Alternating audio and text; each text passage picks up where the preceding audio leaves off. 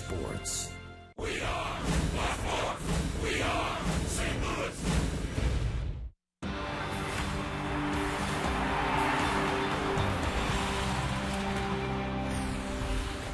The heat wave continues in the Midwest. Busch Stadium is the site. Final game of the series between the Pirates and the Cardinals. The Redbirds hoping to avoid a sweep here this afternoon. Rick Horton with Al Roboski. The Cardinals hoping to get back on track today, but some good news for you. The Cardinals have some All-Stars. They really do. The fans have voted in Rafael Facal and Carlos Beltran to the starting lineup. The players themselves have voted in Yadier Molina and also Lance Lynn. So congratulations to the 4 Cardinal All-Stars. Congratulations to those 4 players.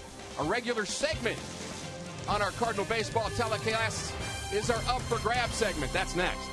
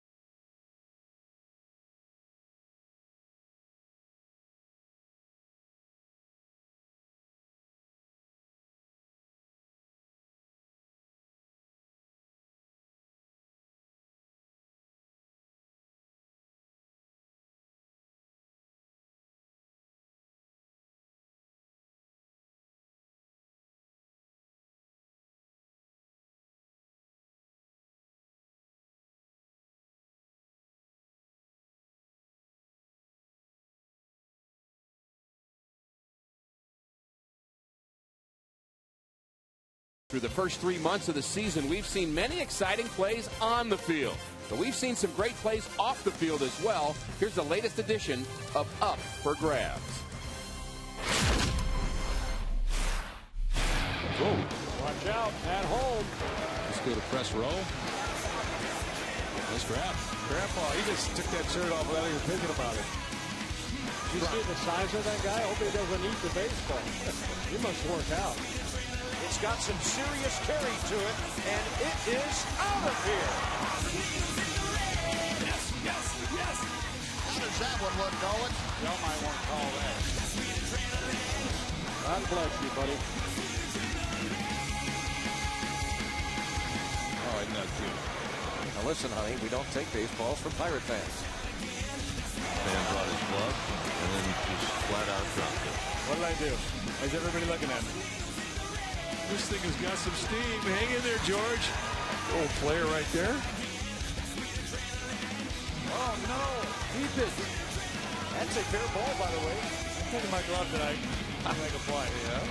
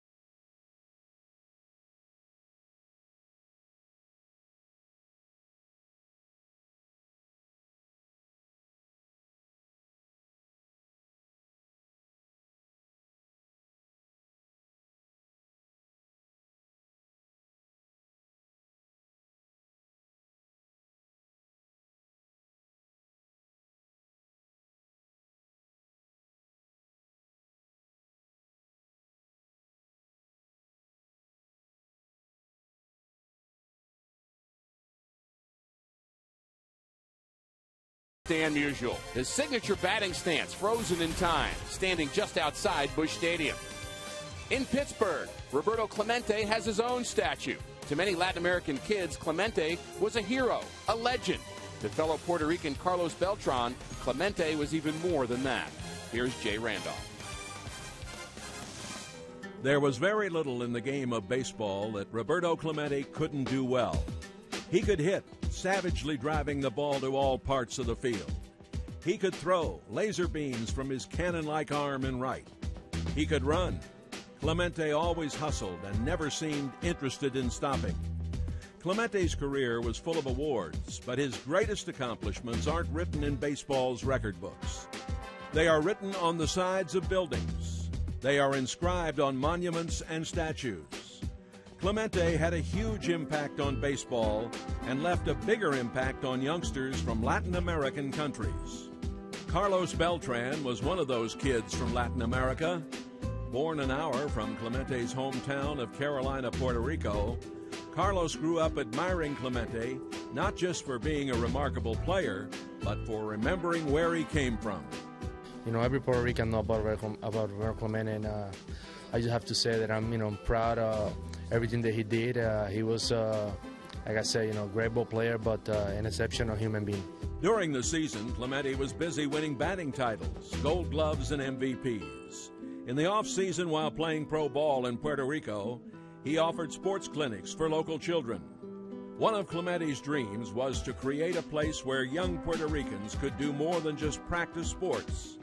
And in 1974, 2 years after his untimely death, his dream came true. Carlos Beltran's dreams came true about 37 years later.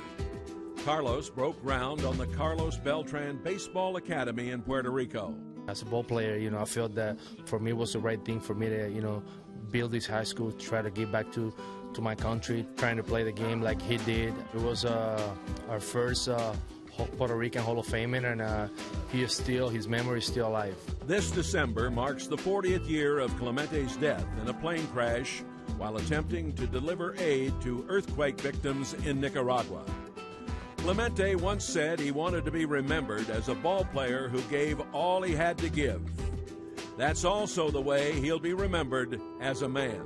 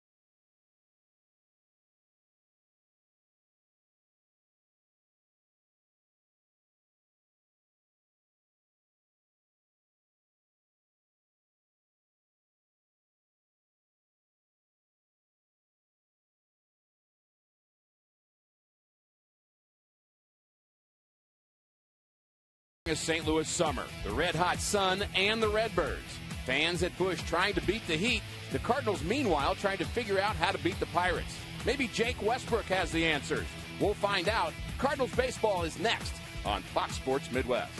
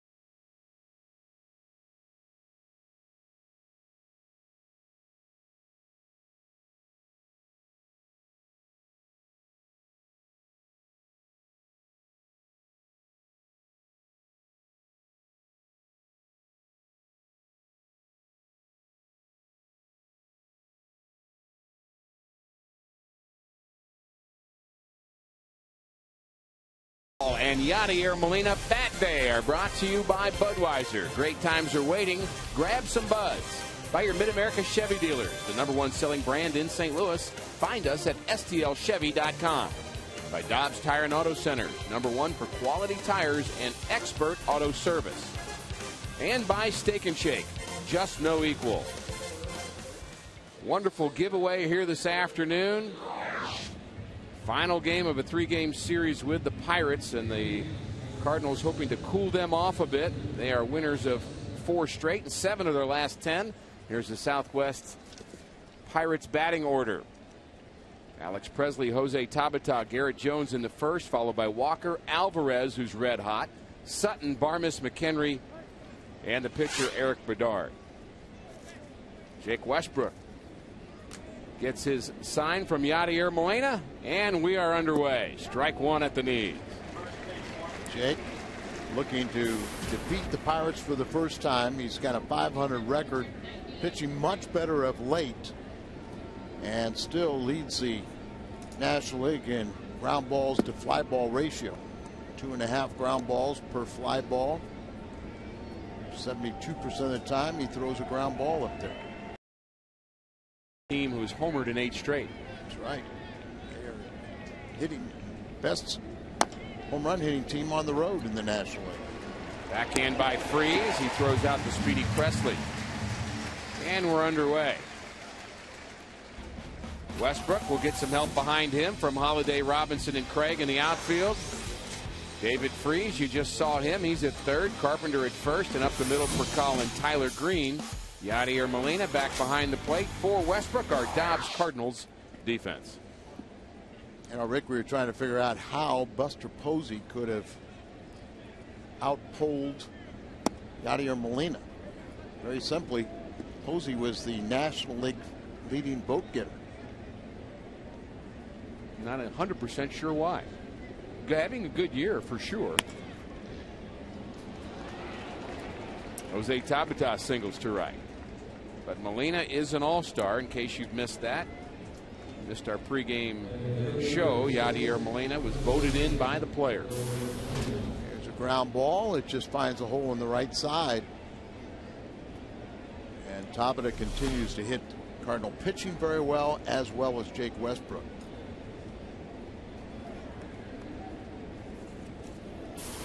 Andrew McCutchen not in the lineup today. He hurt his wrist diving for a ball in center field here yesterday. So Garrett Jones moves up to the third spot. He homered on Friday.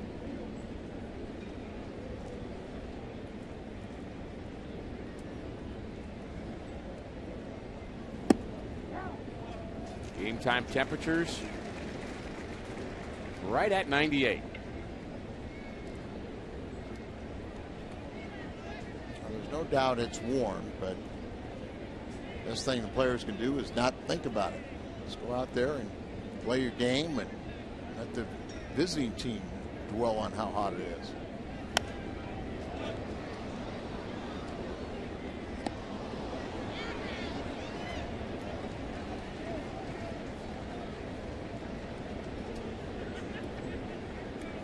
Glenn Hurdle, his 10th year as a major league manager. Had an interview with Mike Shannon in our pregame show that was outstanding. Clint also a part of the ceremonies after the game here yesterday. Both he and Mike Matheny spoke to a crowd of about 3,000 that stayed after the game for Christian Day, and Clint did a nice job. His 10th year as a manager in the big leagues.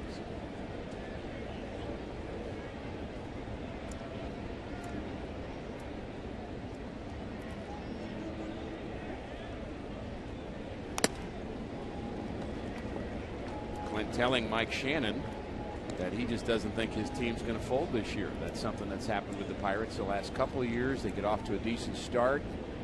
His club just a game behind Cincinnati in the Central, 7 games over 500. He just doesn't think his team's going to fold. Well, no doubt they learned an awful lot about the horrible experience. Remember, late in the season, they were in first place at one time before totally collapsing, and they feel they get a little more depth this year. Starting pitching has been very good all season long. Their bullpen is exceptional. And now, or at least last month, they really heated it up with the bats. Scored the most runs in the National League in the month of June.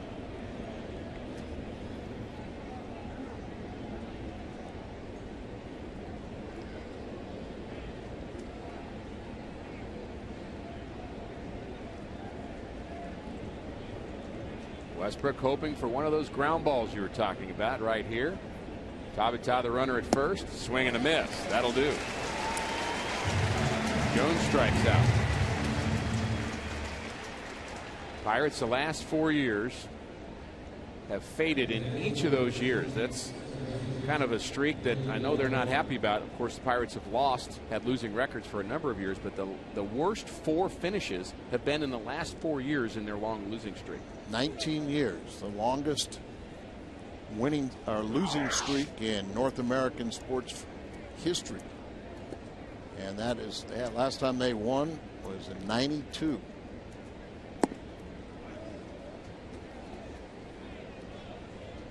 Had some of the biggest names in baseball back then, but since then a bunch of no names. Talented young players, and they're all trying to come together and change the course of history in Pittsburgh.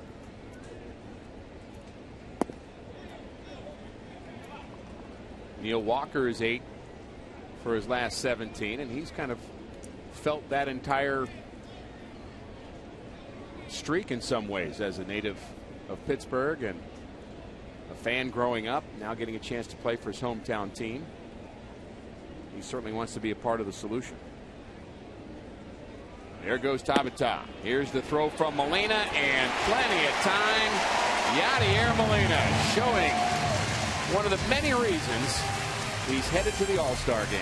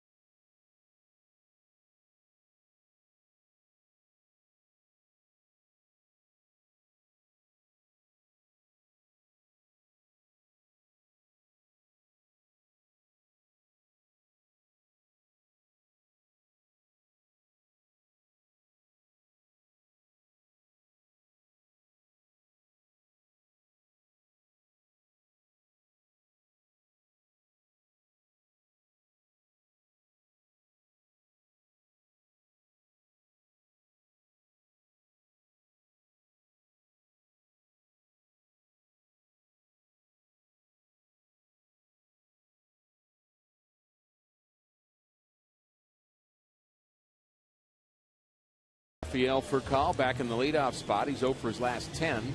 Carpenter, Holiday, Craig to follow. David Freese hits in the 5th spot. He plays 3rd. Yadier Molina, Shane Robinson in center. Tyler Green, the 2nd baseman.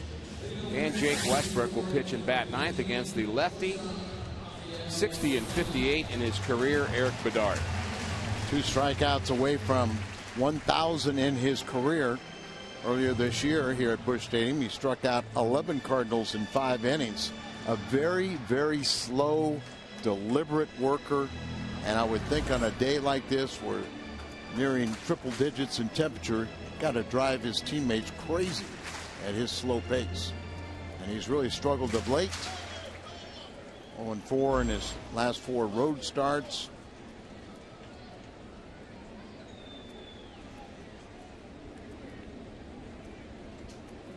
And Rafael Furcal, the first to face him. Bedard does not throw overly hard. Fastball, changeup, breaking ball.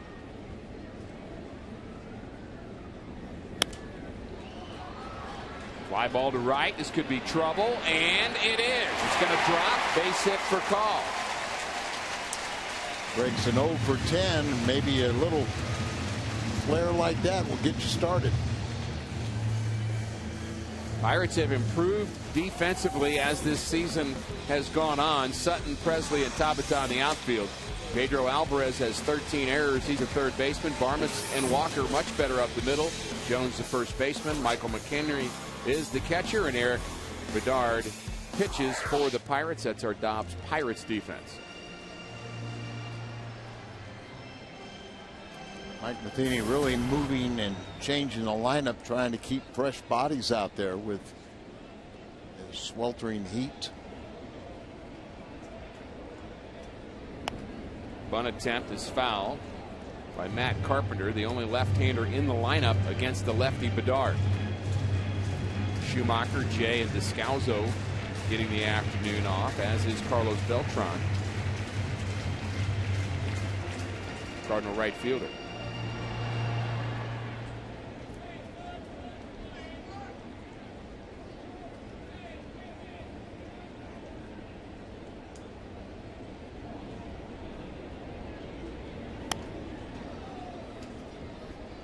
Oh, 0-2 on Carpenter. And your point, Al, about players getting the off day, I know for some fans that's frustrating. They come to the game to see Carlos Beltran play, and he's not in there, and you really want him to play every day, and certainly the days that you come to the ballpark. But Mike Matheny has to find a way to get rest for really all of his players. And then if you want contributions from your bench players, you've got to play them every so often.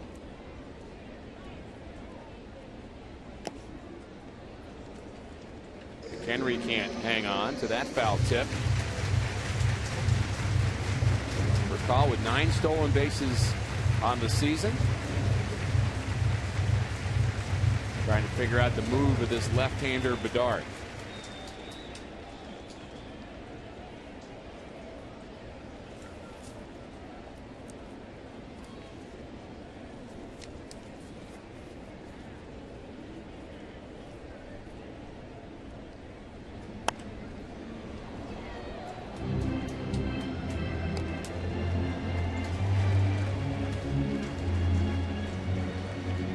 Bedard really does not have a big leg kick when he comes to the plate. Really a slide step guy, which is trying to allow his catcher a little more opportunity to throw out runners.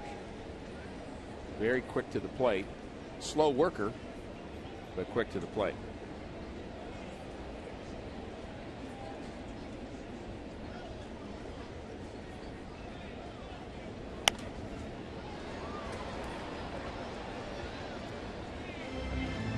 Into a good at bat by Carpenter.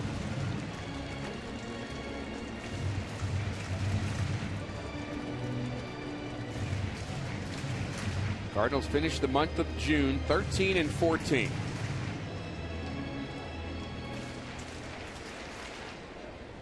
Really just treading water.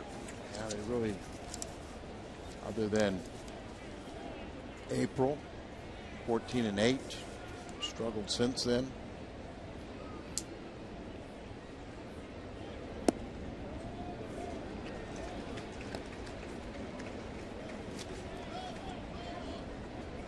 Bedard just out for a Sunday stroll. Almost acts as if he's a position player pitching. You know, his pace is so slow, and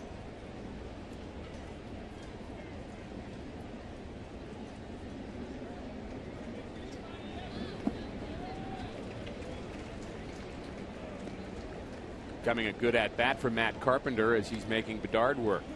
And the pitch count you've already mentioned in his last outing against the Cardinals was a bit of a problem for him. It was over 100 pitches through 5 innings, and he did have those 11 strikeouts, but you can only go 5 innings because of the strikeouts. They adds up that pitch count a lot quicker.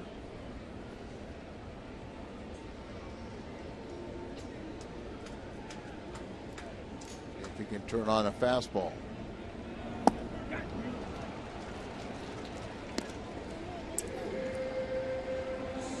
Carpenter strikes out. And a congratulations to the Cardinal family all-stars. Rafael Furcal and Carlos Beltran, both voted in by the fans. Yadier Molina and Lance Lynn also headed to Kansas City. Pirates got a couple all-stars. Joel Hanrahan, their outstanding closer. And as we assume, Andrew McCutchen having a great year. Not playing today. He's patrolling the outfield also. All-Star game is July 10th on Fox. And there's a look at Andrew McCutchen, not in the lineup here today. And down at that injured left wrist. About Lance Lynn making it on the players' vote.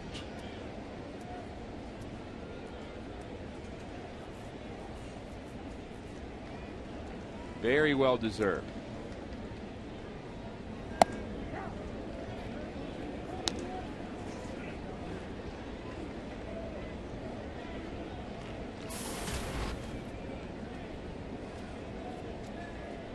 Matt Holliday having a very good season offensively, and a bit disappointing that he's not going to the All-Star game. Look at some of the other outfielders chosen. It's hard to argue. Numbers just as good. Yeah, I mean, but Carlos Beltran will be there. Melky Cabrera is having a great season for the Giants. Ryan Braun, we mentioned McCutchen, and Carlos Gonzalez. See Cargo tomorrow. Colorado comes in town.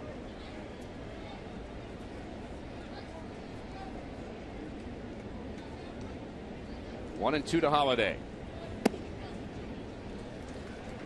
Cubs are in a rain delay. And that sound good. St. Louis would love to have some of that rain, wouldn't they?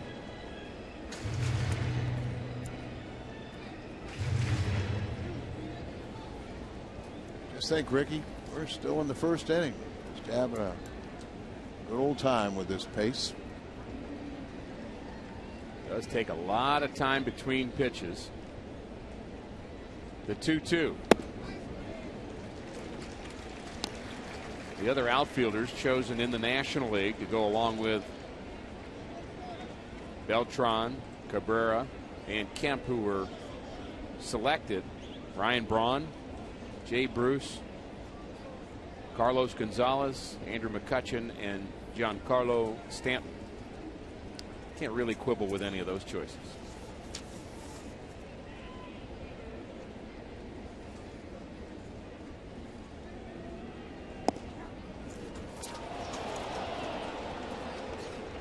Holliday strikes out, caught looking, thought that pitch was low, and we'll let you see whether it was low or not. Well, pretty good pitch right there. And that is career strikeout number 1,000. Bedard just threw that ball in. That will be. They will certify that ball. And it'll end up eventually on his mantle or trophy case. Former 15-game winner with the Baltimore Orioles. That came in 2006. For a couple-year period, he was a highly sought left-handed pitcher. A lot of teams wanted him. Won 13 games in 2007 with the Orioles and had an ERA of just 3.1.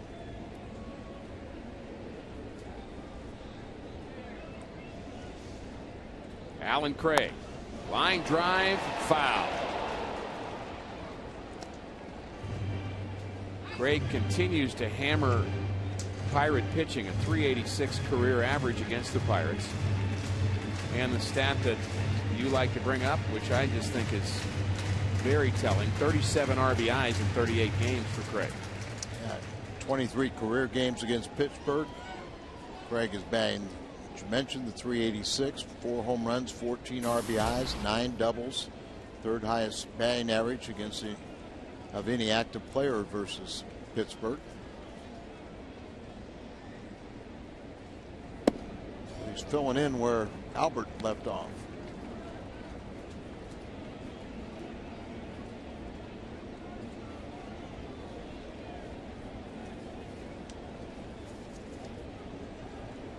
Two 2-1 count. Wonder if Furcal may think about running here.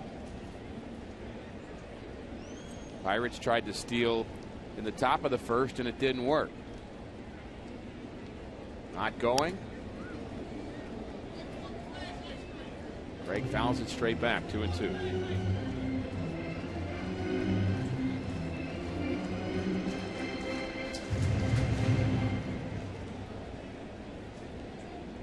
McHenry has thrown out 4 out of 18 attempting to steal, 22%.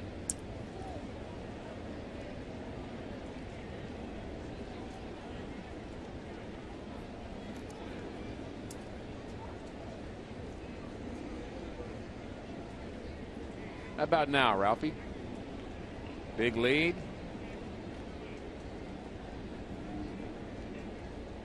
Not going. Ground ball to the right side. Walker has it.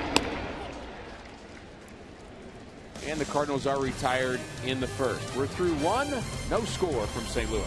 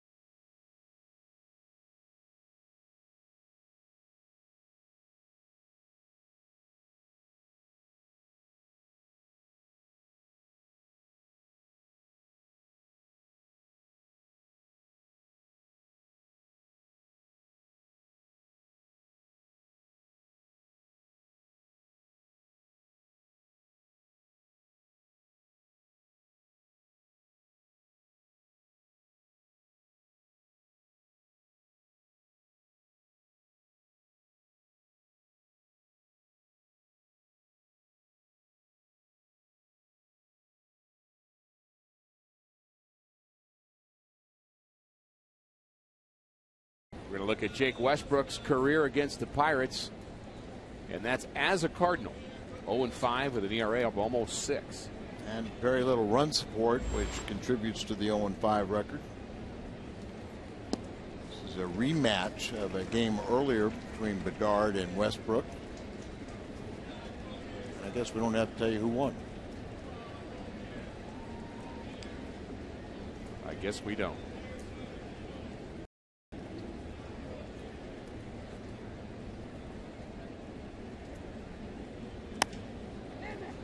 Line drive to left.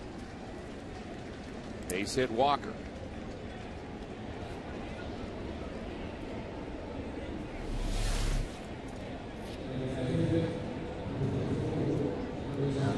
Just inside out stroke, slicing it out to left field.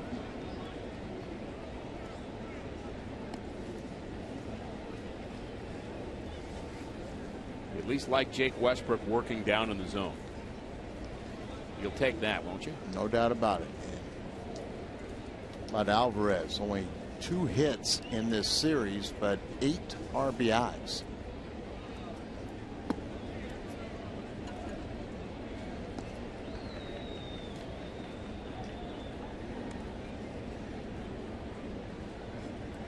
Appears to be a player you just don't want to make a mistake to. You can get ahead of him, you can put him away, he has some holes.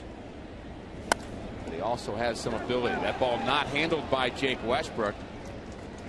So what could have been a double play turns into an infield hit. Jake Westbrook is second in all of baseball with 25 assists as a pitcher. He's used to getting a lot of ground balls, just couldn't come up with that one. Made a couple errors this season, but normally is a very good fielder and not hit particularly hard. Fields that cleanly. He turns it into a double play, but off his glove and no time to react. So 2 singles here for the Pirates to lead off the second.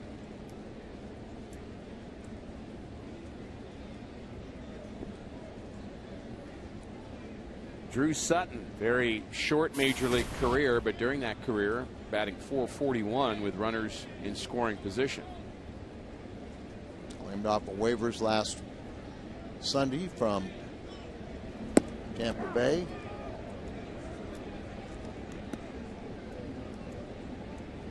Showing bunt here. The Cardinals are hopeful to get the force out at third base, get the lead runner.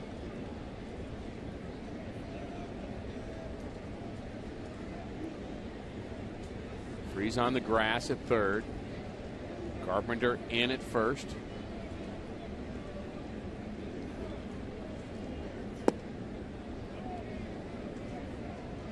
And Sutton was swinging there. So Clint Hurdle mixing it up. Yeah, Nick Leyva looking in, see what Clint Hurdle wants to do with Sutton. On first pitch, swinging away the second.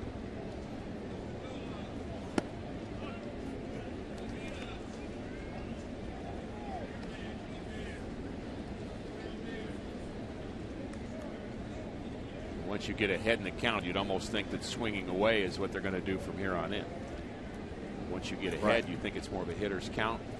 No sense giving up and out. We'll see if that's what happens. And you mentioned they hit well with runners in scoring position. Or at least pull the ball. Of course, Westbrook's hoping for the double play, if not the triple play. Bit of an odd swing there by Sutton, almost as if he was trying to hit that ball to left field. Yes.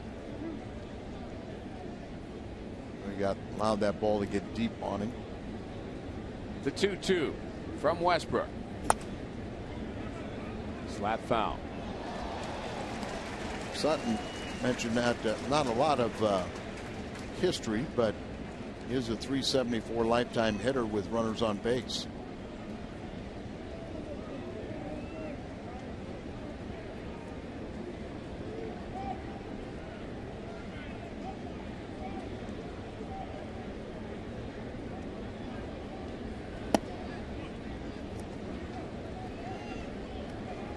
No score in the early going from Busch Stadium. Jake Westbrook hoping for his 7th victory of the season. He's at 91-90 lifetime. And as you mentioned, his first win against the Pirates, hopefully. Pirates looking for a sweep. Swing and a miss. He strikes out Sutton. That's 2 strikeouts for Jake.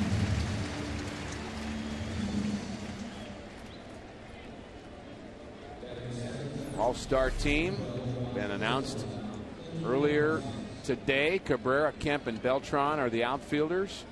Rafael Furcal, congratulations. He'll be the shortstop. Pablo Sandoval at third. And Buster Posey. I guess they were really working those votes in San Francisco. The year that David Wright is having with the Mets, you think he would be the third baseman.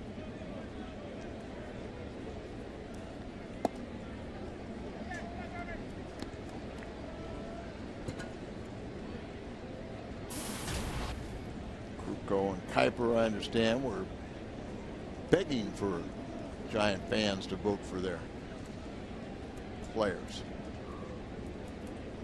Looks like it worked. Clint Parmas. Fly ball to center. Shane Robinson on the move. Makes the play.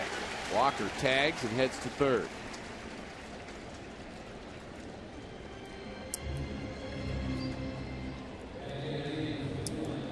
Jake Westbrook now one pitch away from getting out of this inning, and he will face Michael McHenry, who is working on a 6-game hitting streak. It's a career high-tying 6-game hitting streak. 10 for 21, 2 doubles, 2 home runs, and 6 RBIs. 10 of his last 21 hits have gone for extra bases.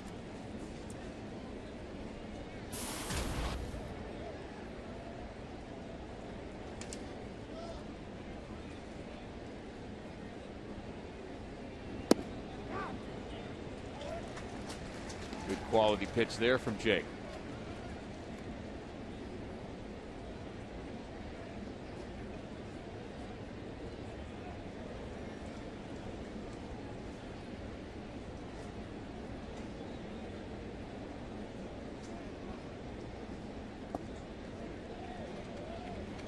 Molina blocks it at the plate in the dirt.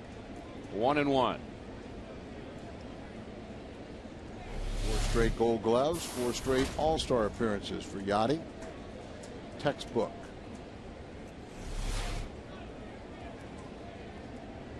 Wonder where he learned that from. Dave Ricketts. Had it taught by Dave Ricketts, and he had it modeled by Mike Matheny.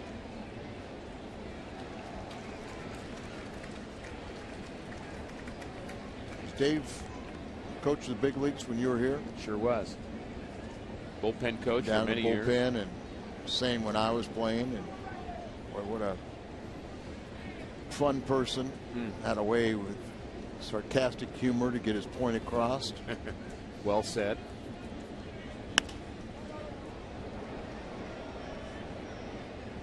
Outstanding teacher of the game. Oh yeah.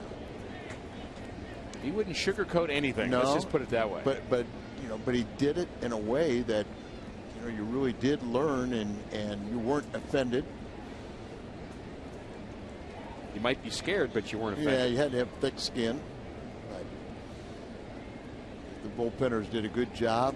Oh, my children took care of me today. And if you didn't, Daddy was mad.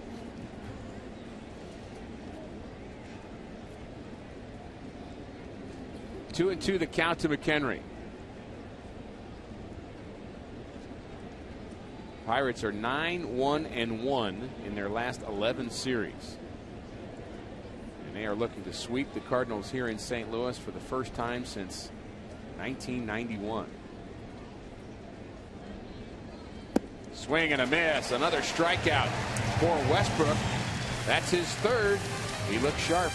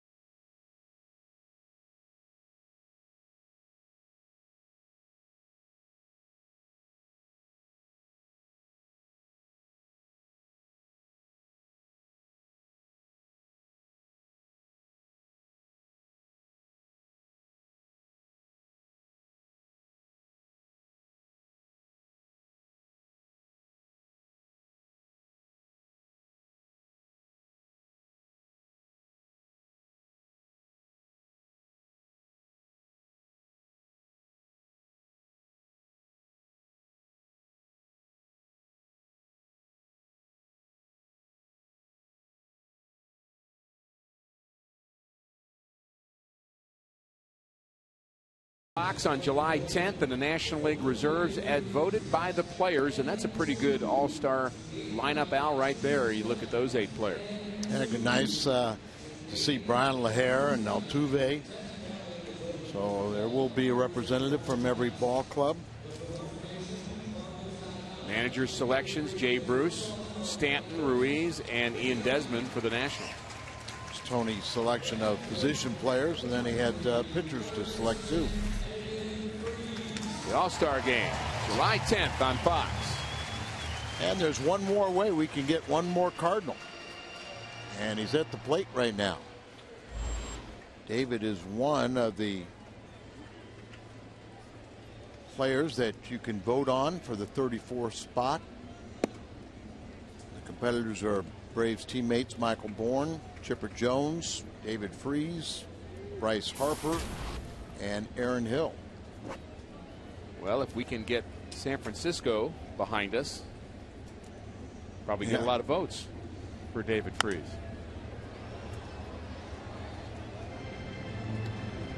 Might lose a few Texas Rangers fans. Might be right about that. Or they might say he deserves it for what he did to our team, the Rangers. Freese hoping to start another hit streak that was stopped here yesterday. Fly ball to center. Presley has it, out number 1. You mentioned the National League pitchers. Let's take a look at them. Kind of hard to argue with these guys too, right? Kershaw, Kimball, Chapman, Gonzalez, Strasburg, Cole Hamels, Papelbon, Miley, Dickey, Lynn, Hanrahan, Houston Street, and Matt Cain. Every one of them deserving, but congratulations to our guy, Lance Lynn. Way to go. And you would have to say the major league leader in wins, R.A. Dickey, should be the starter. Should be.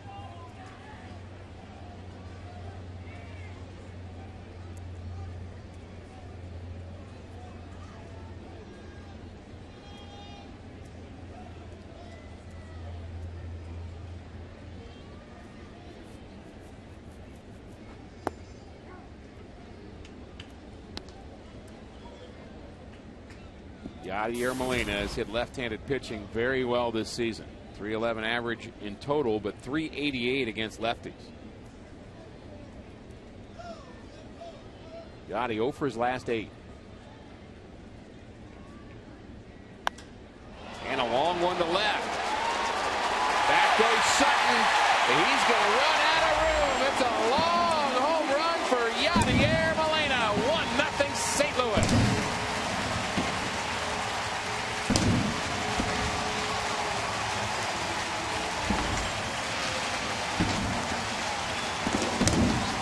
Home run, one away from tying his career high of 14 set a year ago. 45th RBI, and that's how you break that 0 for 8.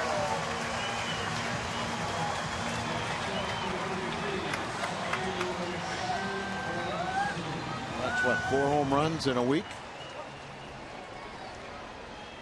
Not where he, and not where he wanted that 0-2 pitch.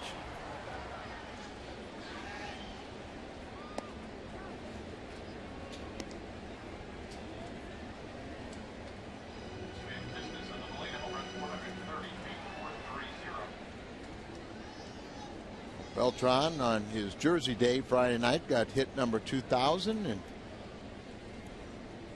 today is the Yadier Molina Rawlings bat day, and he just made all the kids happy. Said, yep, that bat is that much more valuable. Sunday with that replay, 430 feet on his 13th home run. I'm going to check my schedule and see what the next promotion is.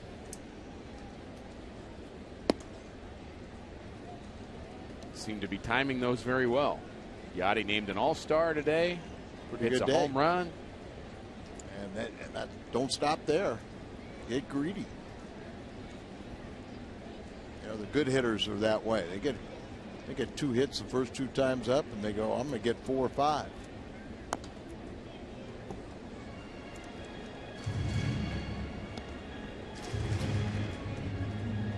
if you're not a great hitter, you just you're so happy you got 2 hits, you don't think about pushing it.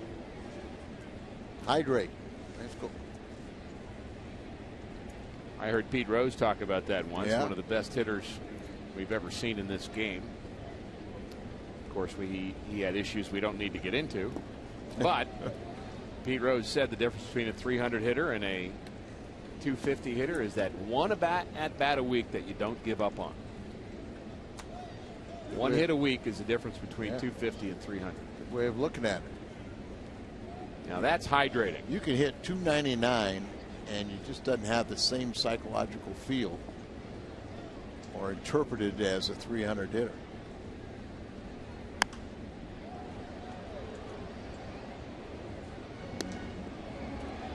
Tail end of this order's kind of been struggling.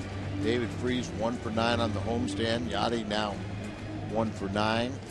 Shane Robinson 0 for his last 8. Tyler Green 0 for his last 3. Robinson making his 25th start of the season. Really been the #1 pinch hitter off the bench for Mike Matheny. It's a team with his 27 pinch hit at bats and 6 pinch hits.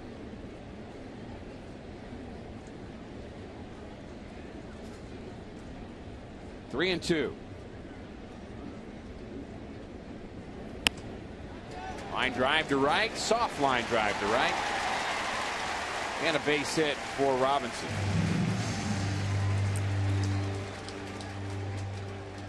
Fox Sports Midwest is pleased to support the Matthews Dickey Jack Buck Celebrity Night with the Stars, Sunday, July 22nd. All proceeds support the club's efforts to revitalize the Field of Dreams at Bob Russell Park. For more information, go to MatthewsDickey.com. Matthews Dickey, St. Louis institution, as is Jack Buck. I'll be on hand for that night, July 22nd. We celebrate Jack, and we also will celebrate the wonderful work that Matthews Dickey does and has done for years for young people in St. Louis.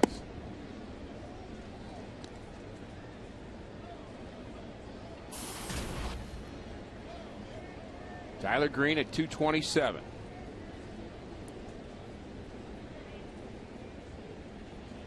Robinson, good speed at first. 1-0 count.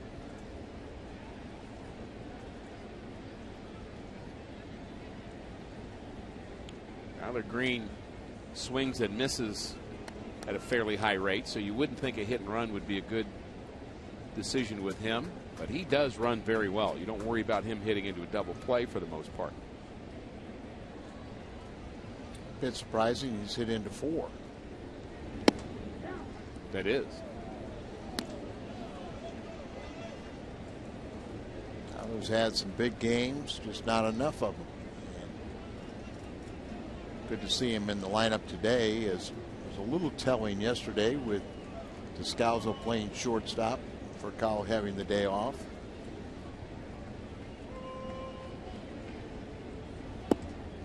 You'd think that Mike Matheny, like most managers, would look at it as a series and say, okay, I've got play X number of games for Tyler Green in the series. I want to get him a start. Well, the best chance is to have him start against the lefty.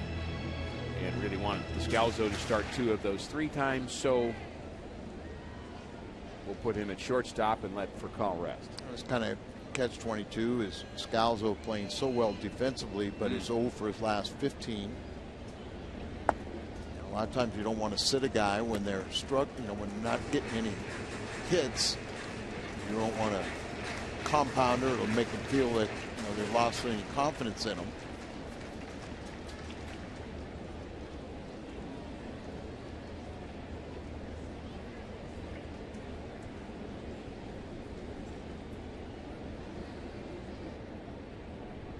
Robinson run here, 3-1, not going, fouled at the plate.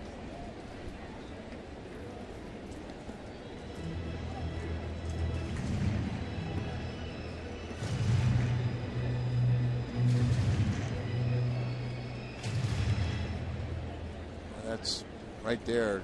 good place for Lance Lynn right now. I'll say. Struggling the last 3 starts, and those 2 guys flanking you are going to do everything they can to help you get out of it. And you know how happy both Wainwright and Chris Carpenter are for Lance Lynn being selected to the All-Star team. Full count. Ball 4. Green walks. Brings up a sacrifice situation for Jake Westbrook.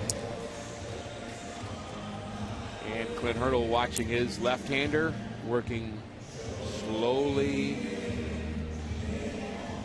and then more slowly.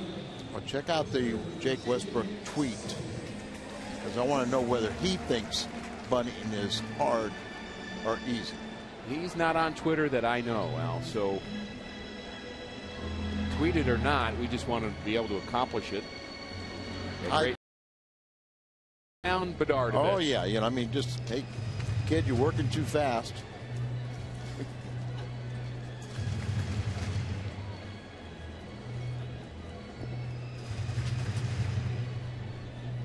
Want to be here in person next time your Cardinals take the field? Just head to StubHub. It's easy to find the seats that you want to see the Cardinals in action all season long. StubHub is the official fan-to-fan ticket marketplace of the St. Louis Cardinals. Now, what could they talk that long about? The Pirates, not the fans. No, I know the fans are talking about wanting to see a Cardinal victory here this afternoon.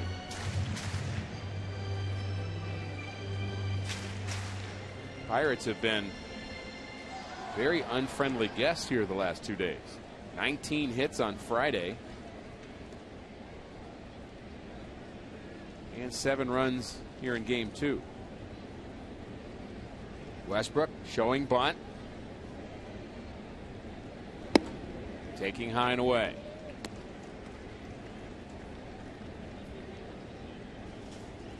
We were talking yesterday about whether bunting is easier. We disagree. I think it's hard. You think it's easy. But if you're Eric Bedard, what are you trying to do to Jake Westbrook? He's going to try and throw it up and get him to pop it up.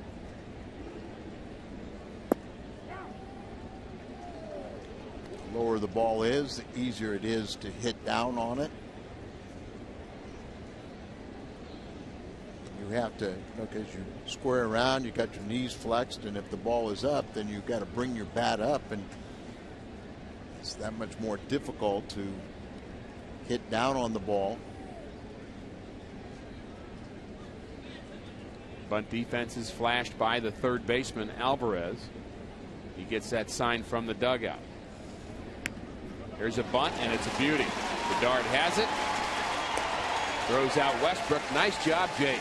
Bunting sure does look easy. It is easy.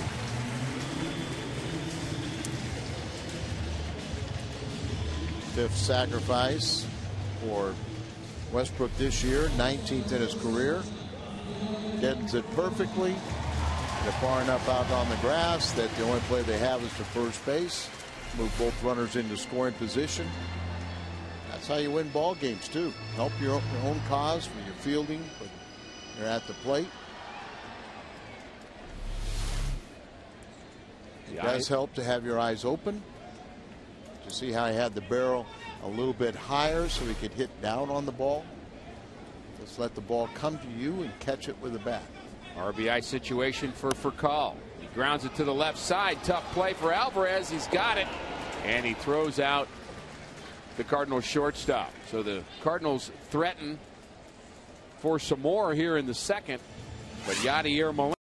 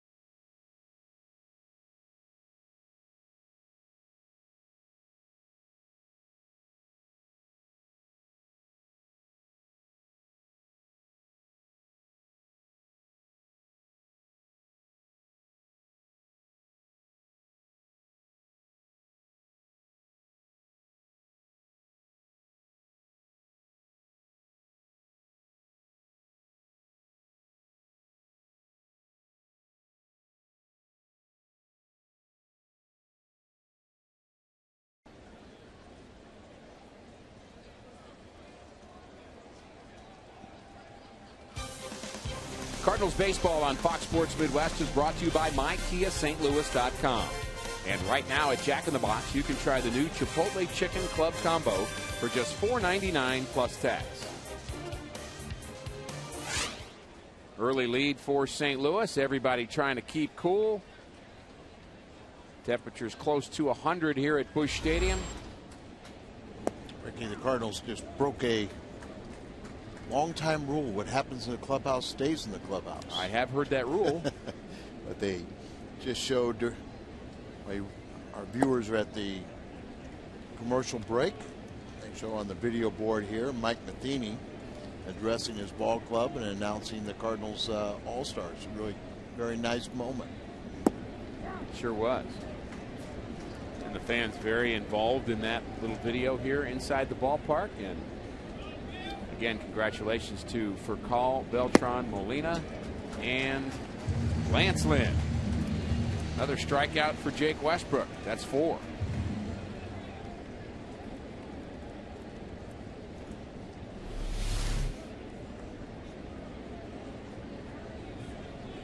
Now, hitting is very difficult, especially if you're Eric Bedard. Very good pitch right there, down and away. Really, you look at all the Pirates starters, their batting average, they're all struggling with the bat. And you think of the old Pirates, and that was a different story. Ooh. Don Robinson. Don Robinson. Afraid to pitch to those guys.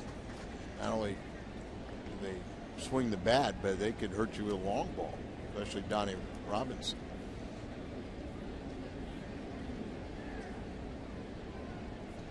And then you got Bob Walk.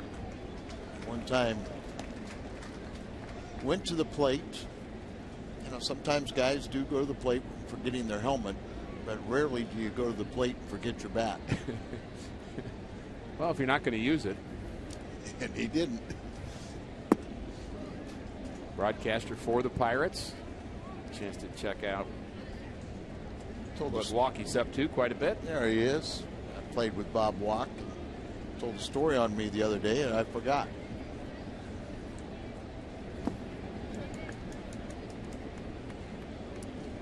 What's the worst name for a pitcher, Bob Walk or Homer Bailey? Homer Bailey. But next best or next worst would be Walk.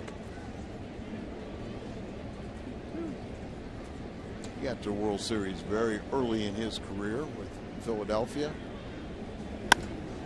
Hard hit in the gap. It's down and to the wall. Presley rounding second and headed to third. May have a play there. He is safe at third with a triple. And nice backup by Westbrook. Ball got over the head of Freese, and Westbrook was in perfect position to stop it. Boy, that's, you don't see too many triples into left center.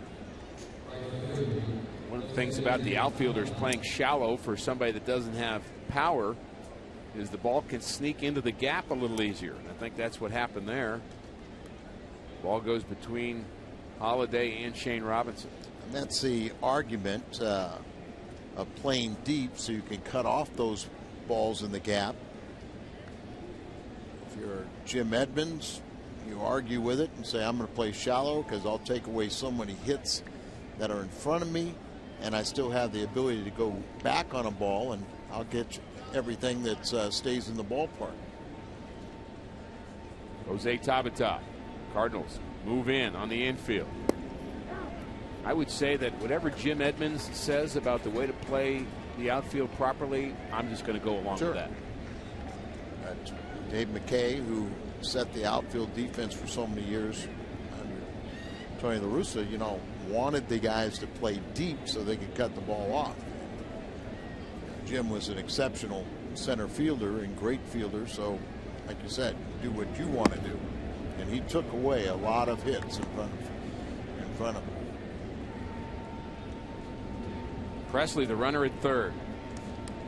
Pirates hoping to tie it up here in the third.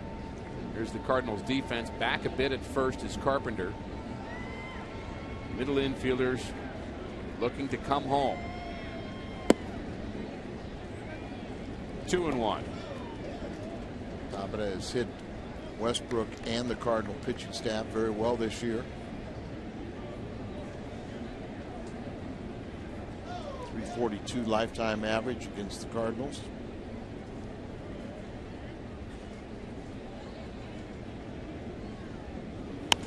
Ground ball to second. Presley has to stay. Cardinals defend it perfectly. Tyler Green in on the grass keeps Presley at third.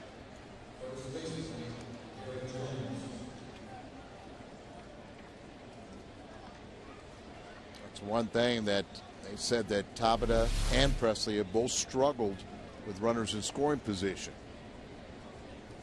Not going on contact.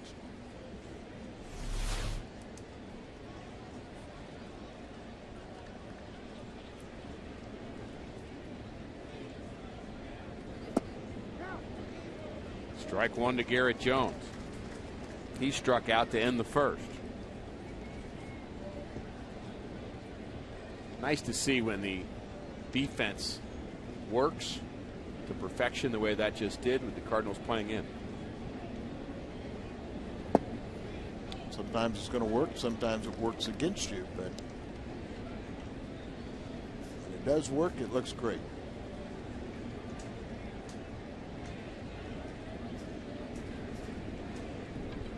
Westbrook trying to strand Presley at third. He had a one-out triple.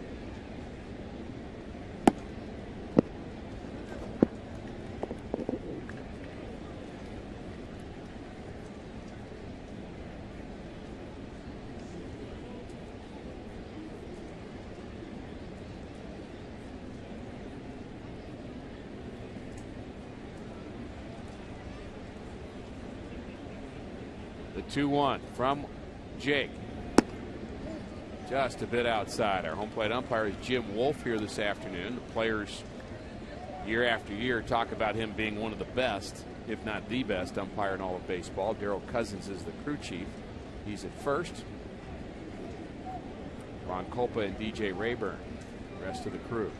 Here's the Cardinals defense and our umpires. The 3-1. Grounded foul.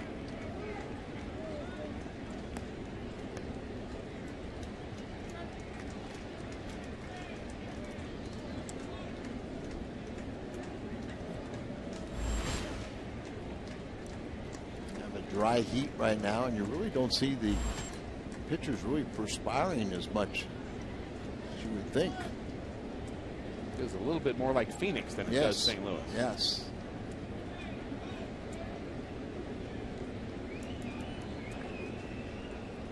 Oh, don't worry about it. It's dry heat. You know, it's only 115. That's what they say. The 3-2 is hit deep to right. On the move is Craig, and he makes the play. Nice play. Alan Craig in right. On the run, takes a hit away from Garrett Jones. Normally a ground ball pitcher, Craig handles the long fly ball.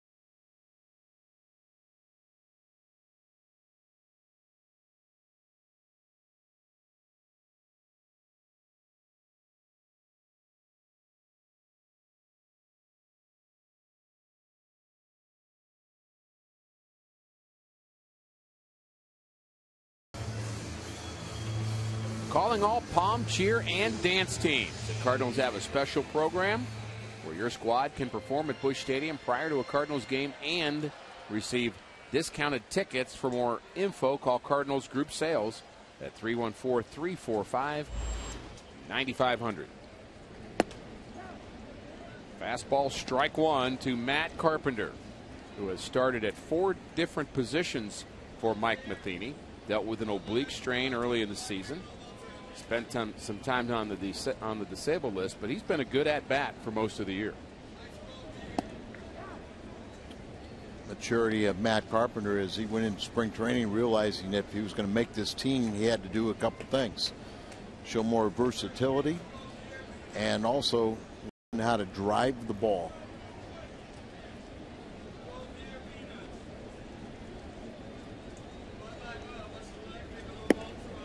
With all the time he's missed, it's a little strange to say, but you look at all the rookie averages in the National League, he's up there among the leaders. 6th in RBIs with his 21. He's done most of that damage here at Busch. 13 of those 21 RBIs and a 345 average at home.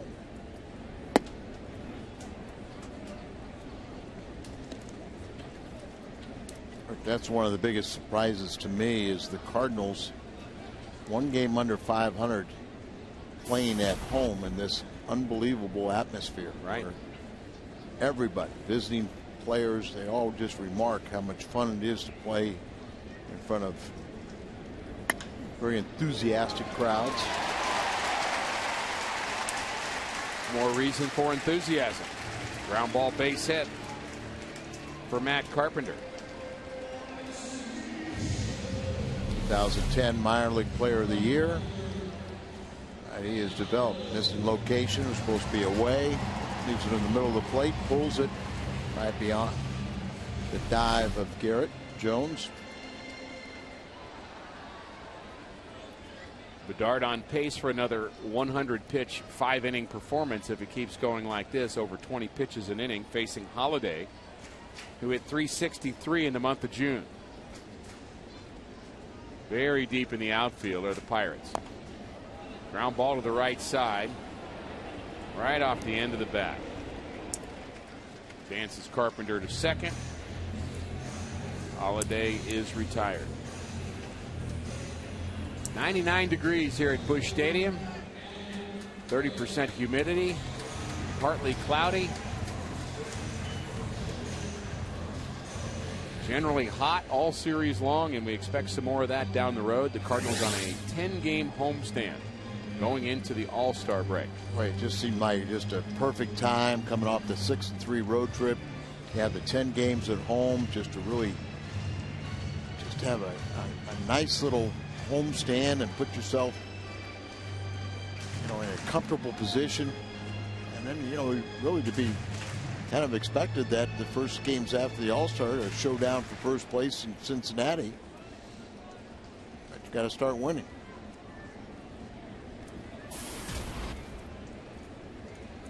RBI opportunity for Alan Craig, hoping to add to the Cardinals' lead.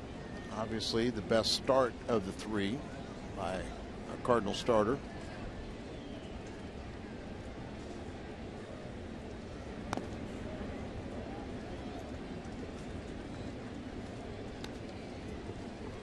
One thing that we had been expecting and talking quite a bit about was once the rotation got straight, and for the most part the Cardinals' rotation's been good the last couple of weeks, then there would be this lag effect where the bullpen would get sharper, and we haven't quite seen that yet, although Mike Matheny has to be happy about what he's seen in innings 8 and 9. That's why with all the bullpen problems, it's line drive to center, and it's deep. Back goes Presley, and he runs at a roll home run. Alan Craig, his 11th of the season. RBIs 38 and 39.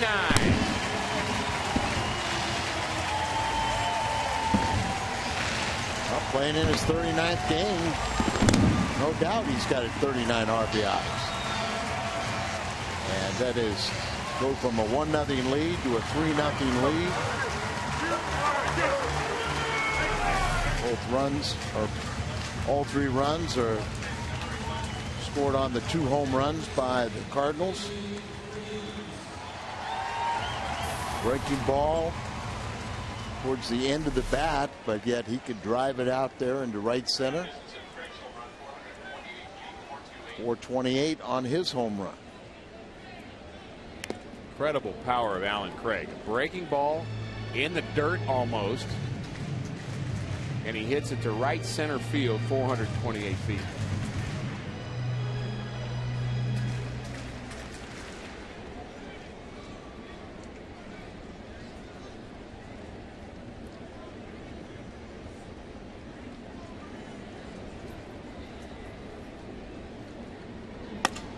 Broken bat, base hit. David Freese.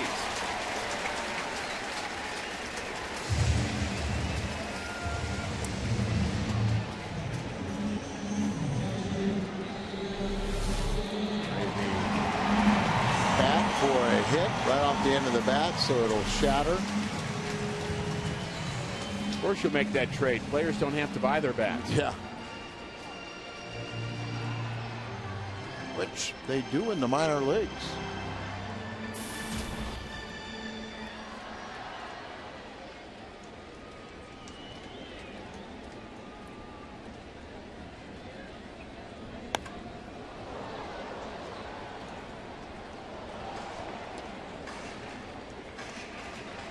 Broken bat being stored as well. Indicated. Game used. Game used broken bat. You can buy it. And the best thing for it is kindling.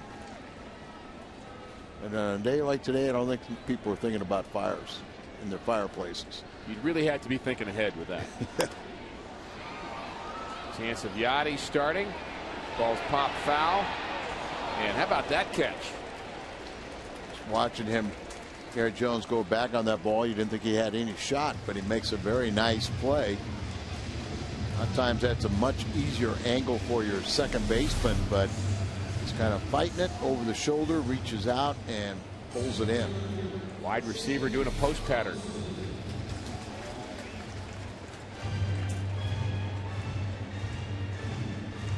Battling the sun. All these kids getting ready for 2-a-days.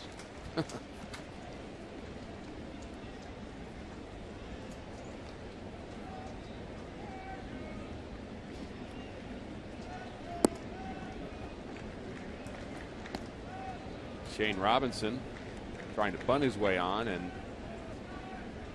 not sure about that decision. 2 outs, runner at first base. Like I said, he's bunting for a base hit, seeing Alvarez, the third baseman, playing back, but swing away.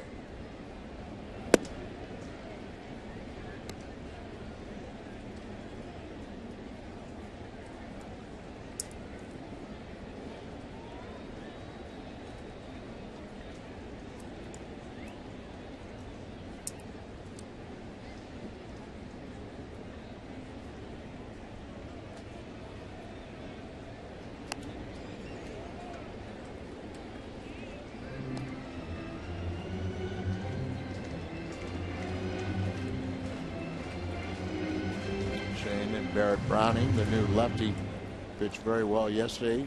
Major league debut. We're teammates at Florida State.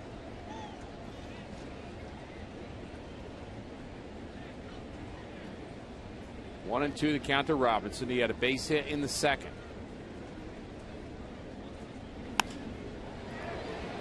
Soft liner to center. And it's played by Presley.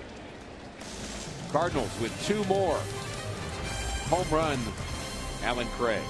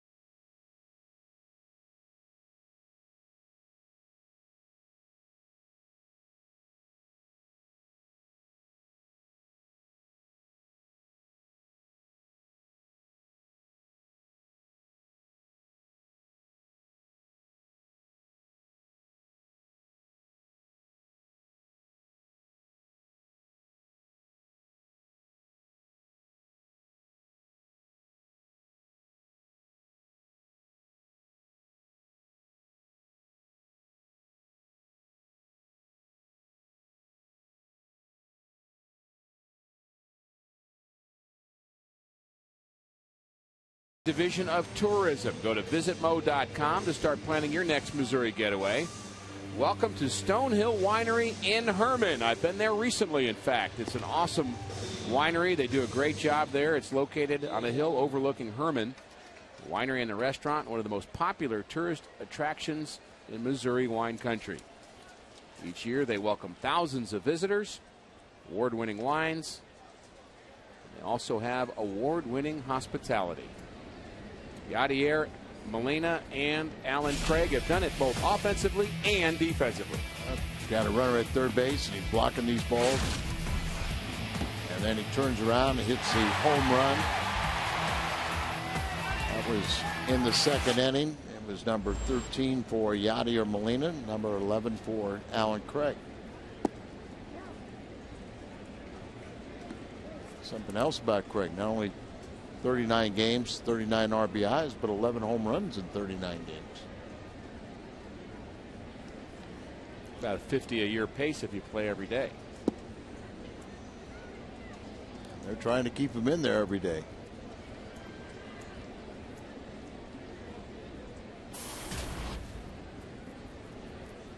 Neil Walker leads it off for the Pirates in the fourth. Cardinals enjoying a 3-0 lead. Hoping to avoid the sweep here this afternoon.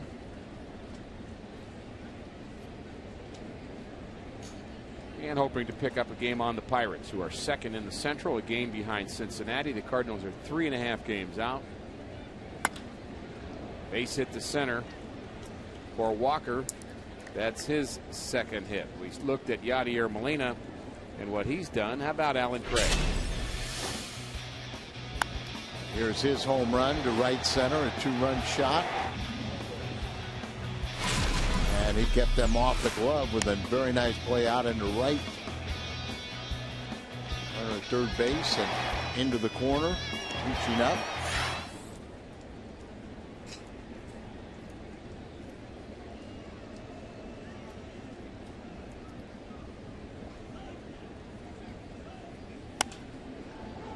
Fly ball to left.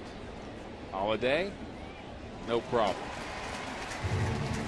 Alan Craig has developed into a good defensive outfielder. Trying to find his right position, but that was a good break that he had on that ball early in this game that saved a run for Jake Westbrook. It's not easy, bouncing all around the place, left, first base, right field.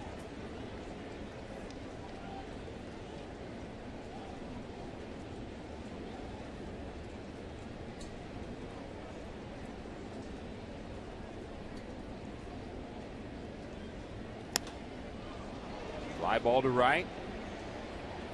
Craig in the corner, and he drops it. Runs into the wall, and that's going to be a double for Drew Sutton. Very good attempt by Alan Craig up against the wall. And it looked as if the wall may have knocked that ball out of the glove of Alan Craig. It's like he jumps there and he had another step. If he realized he had another step, he could have gotten closer there. But he reaches up there and then kind of bangs into the wall, into the body, and down he goes. But that wall kind of jettisons out a little bit further. And if he had one more, could have taken one more step, I think he makes that play. Would have been very difficult, and you can't argue with the effort. Think about the experience he's had running into walls. Yeah, you always get, you almost want to say, all right, stop now, play it off the carom, because you don't want to see him get hurt. Well, here's another pressure inning for Jake Westbrook. Get out of this inning, but it takes a really big toll. He's been in second and third and just one out. Stranded runners in the second inning, and he stranded Presley in the third. Pirates have left 3. Walker's a runner at third, Sutton at second with 1 out. Top of the 4th. There's Walker. There's Sutton.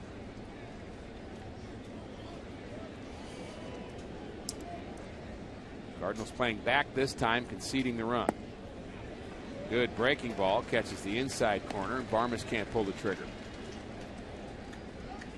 So the difference here, the Cardinals with a 3-0 lead is the reason why the infield's back, as opposed to the 1-0 lead when they played the infield in.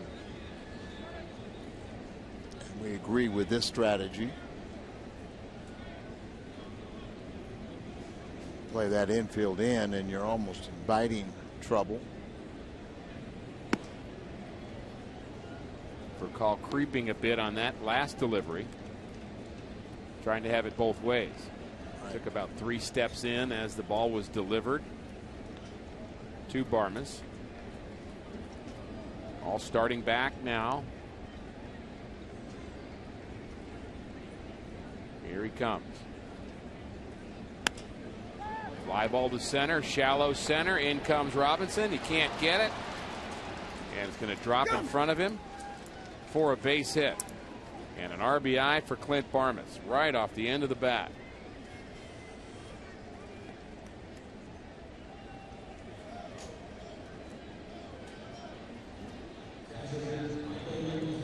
One thing Robinson does do is beats the runner at second base by acting as if he's going to be able to make this play.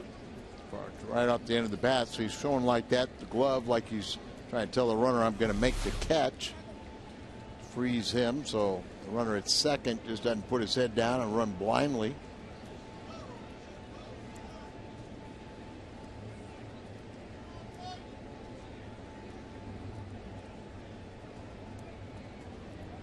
Michael McHenry, 6-game hitting streak at the plate, and he crushes this ball to left center field. This ball is deep, and this ball is gone. 3-run home run for Michael McHenry, and it's 4-3 Pittsburgh.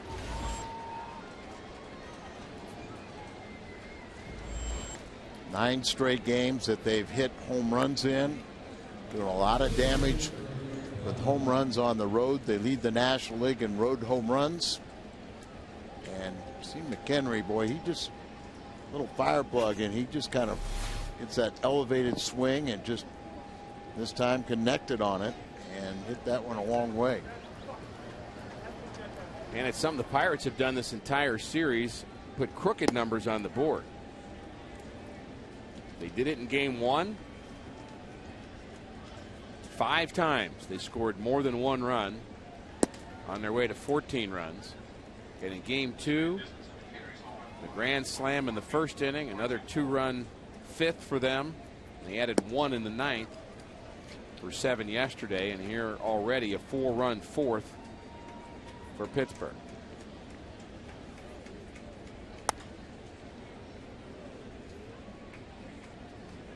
So new life for Eric Bedard. It's the 8th home run that Jake Westbrook has allowed this year. They really cut that down.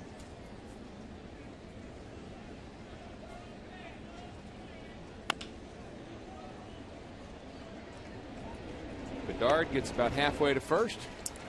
He's out.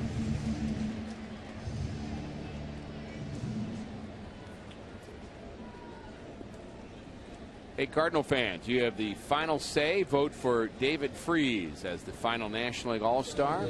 Go to Cardinals.com, cast your 2012 All-Star Game final vote, and send David Freese to the All-Star Game in Kansas City. Voting ends on July 5th at 3 p.m.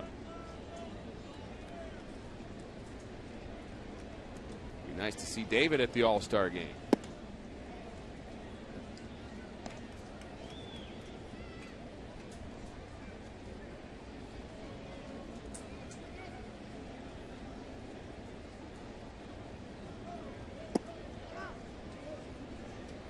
Alex Presley bounced out and tripled. Pirates with a 4-run top of the 4th inning. 8 hits already. Yeah, I know, just 4 hits this inning.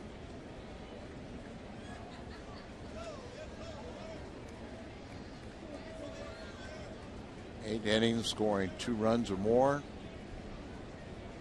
Just had one run inning. stat that I like. You know, you're scoring in 4 innings or more in a game, you got a real good chance of winning it. But like you said the other day, they had 5 innings where they scored, and all 5 of them were multi-run innings. Hard to overcome that. Yeah, really hard. Just keep on coming at you. Westbrook trying to beat the Pirates for the first time in his career.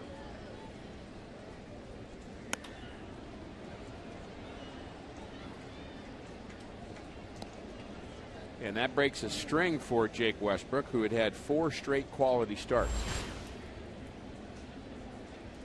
Quality start as defined by 6 or more innings, 3 or less runs. Not our favorite stat, but No. it has some meaning. Means you're giving your team a chance to win. That's the way we always thought of it. But we were reading in Kansas City, and they were saying 6 runs or 6 innings with less than 3 earned runs. I'd never heard it described that way.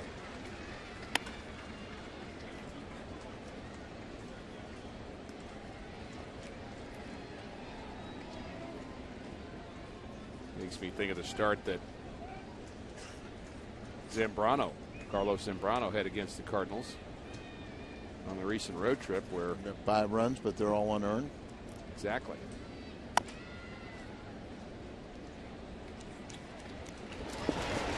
Pirates are done in the 4th, but they came to hit in the 4th.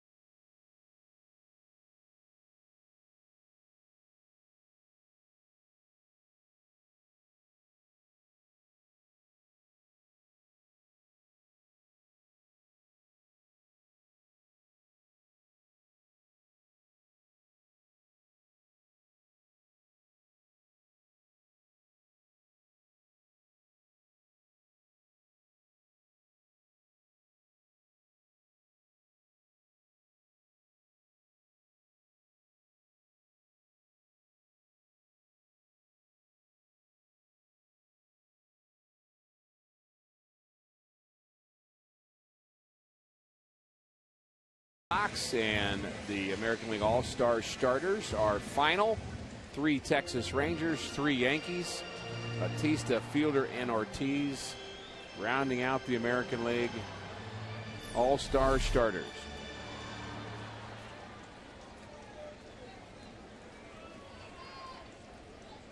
We need one of those fans, Al. Got plenty of fans. I mean the portable ones.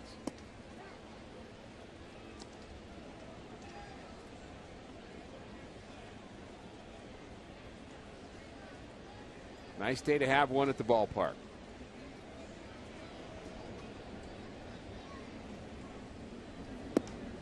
Oh, and 1 to Tyler Green. We should the battery would run out. Right. We should do a bit of a public service announcement here. There were a number of fans at the ballpark, had some heat exhaustion issues here over the weekend, so we would just remind everybody, make sure you hydrate here at the ballpark and wherever you are. Drink a lot of water. Come out and enjoy Cardinal baseball for sure. Just be prepared, that's all.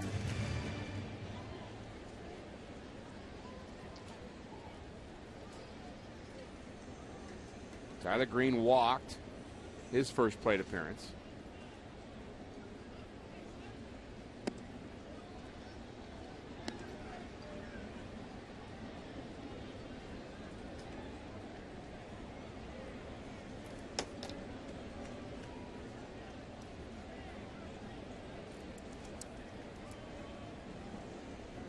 Bedard working slowly. Fouled off at the plate. McHenry can't hang on. What's your first clue that he worked slowly?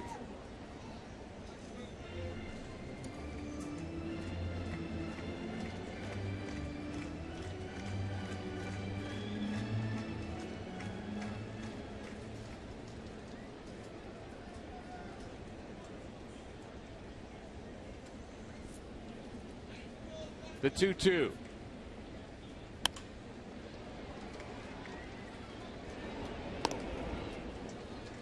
Out number one for St. Louis here in the fourth inning.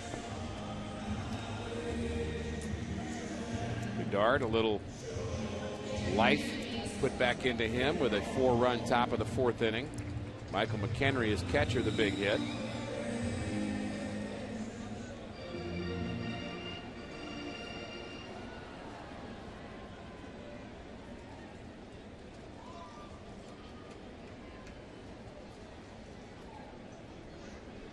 Westbrook sacrificed his first plate appearance.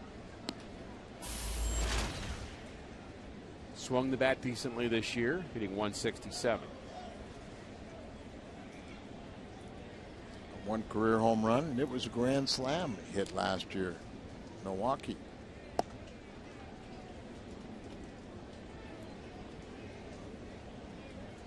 Get the ball up in the air, you never know today.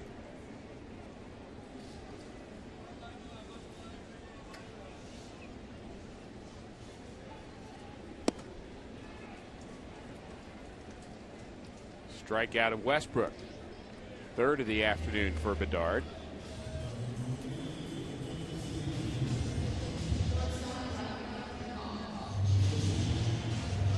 And at bat, giveaway today. Young man's pretty happy with that giveaway.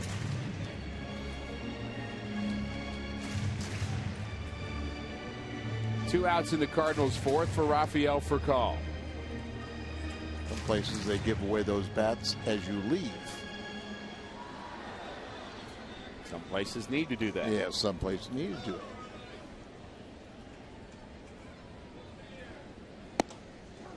I happened to be on deck on a ball giveaway day, and it was about the 8th inning, bottom of the 8th inning.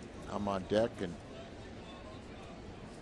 I want to say it was Jose Cruz hit a home run to give us a lead late in the ball game, and all of a sudden about 20,000 balls started raining down on Busch Stadium, which is really a no-no.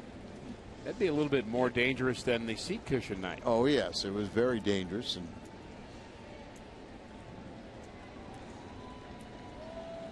people just don't think. You know, one guy throws it and it looks, oh, that looks cool. Then, but all of a sudden, when you got outfielders are looking towards the infield and middle of the game, and balls are start raining down on people, it got a little scary.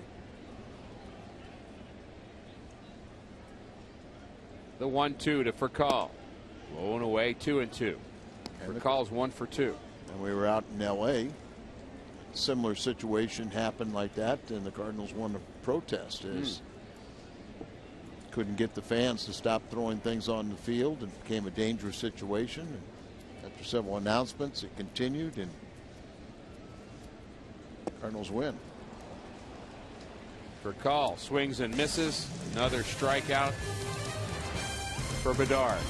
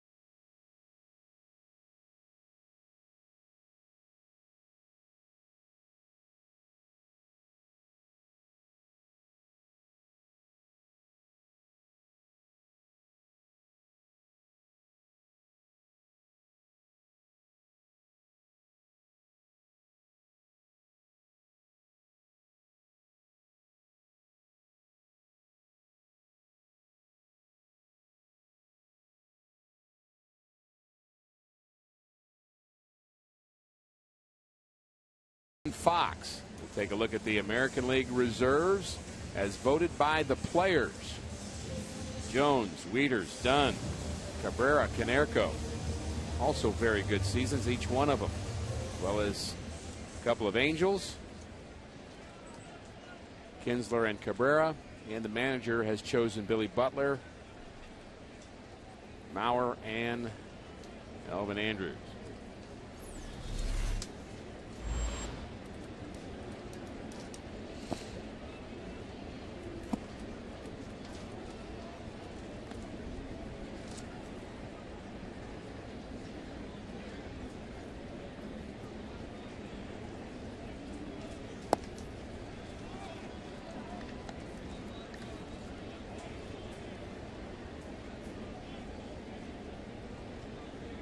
Jake Westbrook out for the 5th.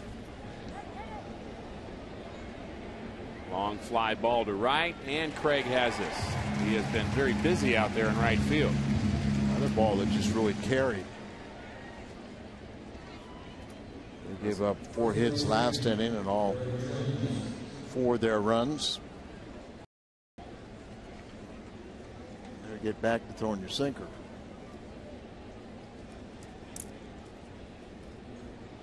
Outfielder doesn't expect much action when Jake Westbrook is on the mound. Pirates have been trying to elevate. They've hit home runs at a big clip of late. You mentioned 9 straight games. They've now homered with McHenry's home run in the 4th inning. And most home runs on the road in the National League.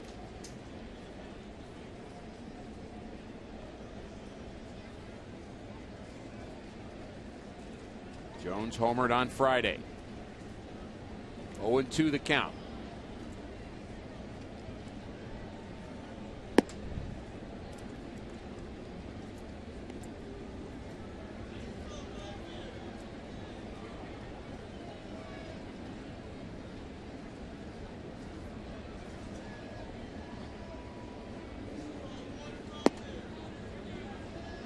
Good news in the Cardinal organization. At the AA and AAA level yesterday, they had a couple of huge wins. Memphis won their game 20-6. I saw that, and Ryan Jackson had a big game in that one. Adrian Chambers was 5 for 6. Yeah, that was his best game since being sent down. They did that against the Oklahoma City Club, which is a affiliate of the Astros. They won 20-6, and they didn't score in the first 4 innings. All of that came at the end. Strikeout of Jones, second time that Westbrook has fanned him.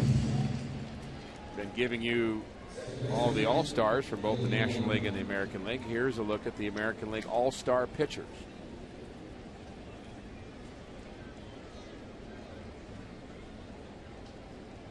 Chris Perez, the former Cardinal, on that list. Investment the Angels made in C.J. Wilson paid off as he's an All-Star. 2 kids, Trumbo and Trout, the Angels. Rangers well represented, as they should be. Matt Harrison, Cardinals saw him, left-handed pitcher. Joe Nathan.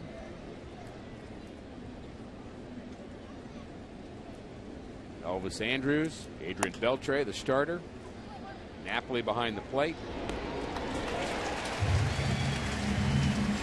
Green throws out Walker. Carpenter, Holiday.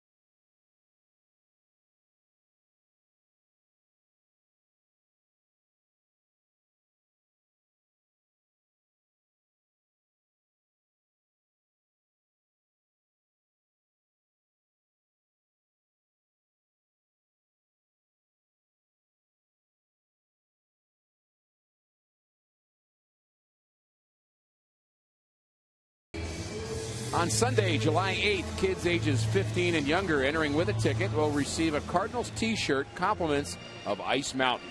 A great new t-shirt to wear to Cardinals games all season long. Get your tickets today at Cardinals.com. Open stance of Matt Carpenter. Swings through a high fastball from Bedard. How cool is that? Getting a treat at the ball game.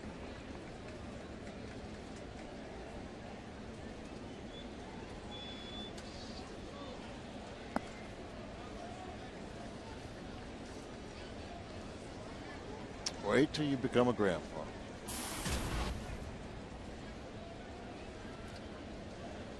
Right here, it's pretty cool. Oh, boy.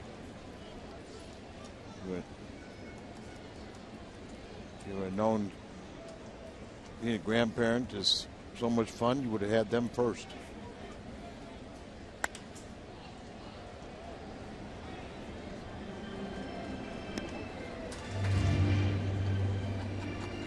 I'm trying to figure out how that would be possible, but well, sometimes when you have kids, you wish you wish it would be possible, but they're special. You can spoil them, send them home.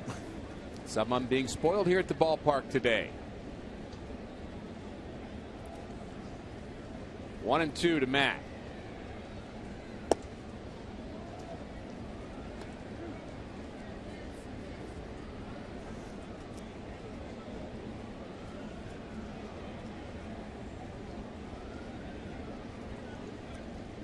Jose Oquendo not here at the ballpark again today. You understand he has had an illness over the weekend. Chris Maloney, third base coach for this series. That ball hit Carpenter. He's going to go down towards John Mabry, who has been filling in as the first base coach. Base runner for the Cardinals. There's Mabes. Mabes and Chris Carpenter almost have similar type builds. Neither one of them wear batting gloves. Matt Carpenter. And John Mabry is the assistant hitting coach, and he has worked very, very well with Mark McGwire, and they both had a big impact on Matt Carpenter, getting him to drive the ball.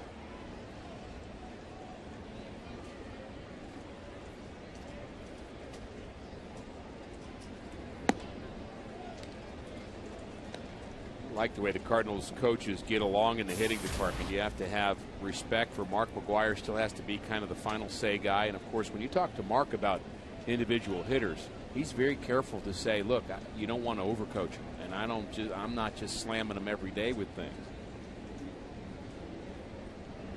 But you also have other guys on the staff.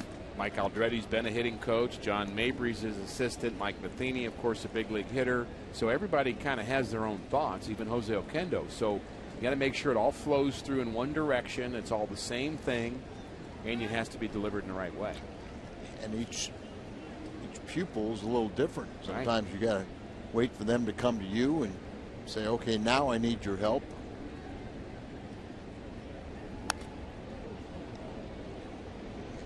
You're right. You know, you just want to get them muscle memory to where you don't have to think about it. Just let your body react. Asked Mark McGwire if he has any special instructions for players as to how to beat the shift that we're seeing this year. He thought about it a long time and he said, you know, certain guys mention it too, but I'm really staying away from that with most of the hitters. I just want them to worry about what they're doing and not think about how people are defending him. And I thought that was, yes, showed some great wisdom.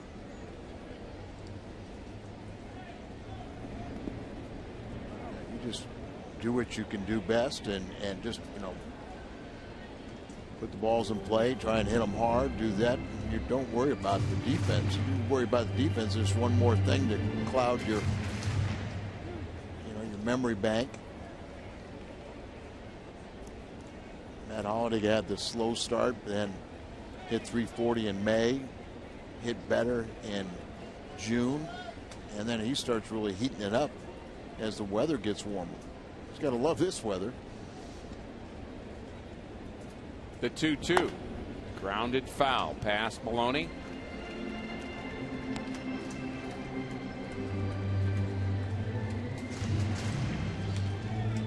Ball has certainly been carrying here during the home stand.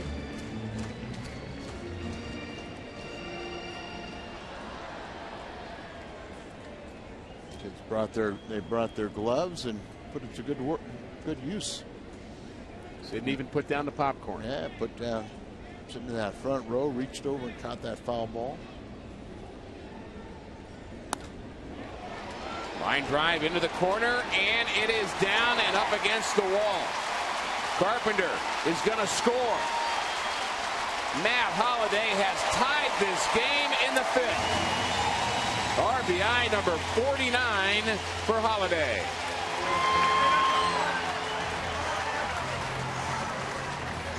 It's his 14th RBI in his last 13 games, as he has been hitting just a shade under 500.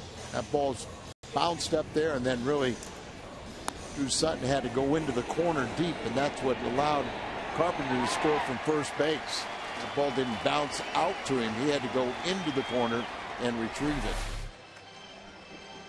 Ray Surge, another visit. Thought that ball might have a chance to bounce out, which would have been a bad break for the Cardinals. Took a very good, favorable bounce for the Cardinals.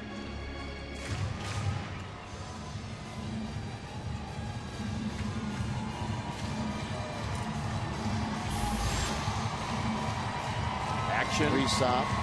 Chris Resop warming up.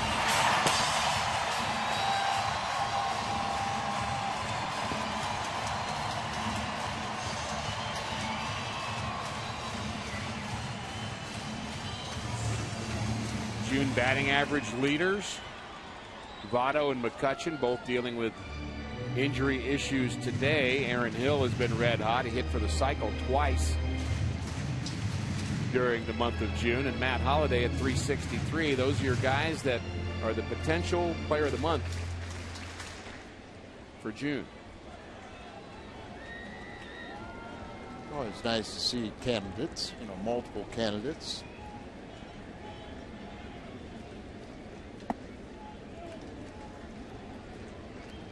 Alan Craig with a chance to give the Cardinals the lead back.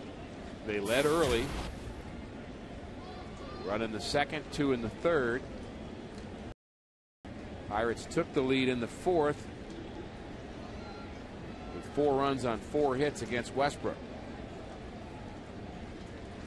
Now Holliday has the game tied back up again. He's the runner at second.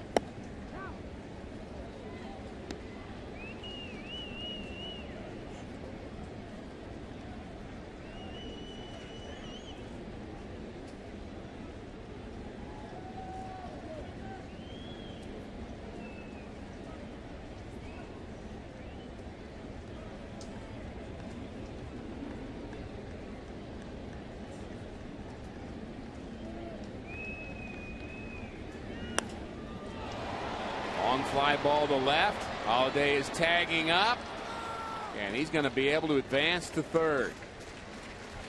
Alan Craig, long fly ball is a productive out. Kind of get the feeling that he kind of knew the way the ball is carrying. You just tag up. It's either going to go out or it's going to be caught. Right, either way, I could advance. Our carsoup.com email the booth question.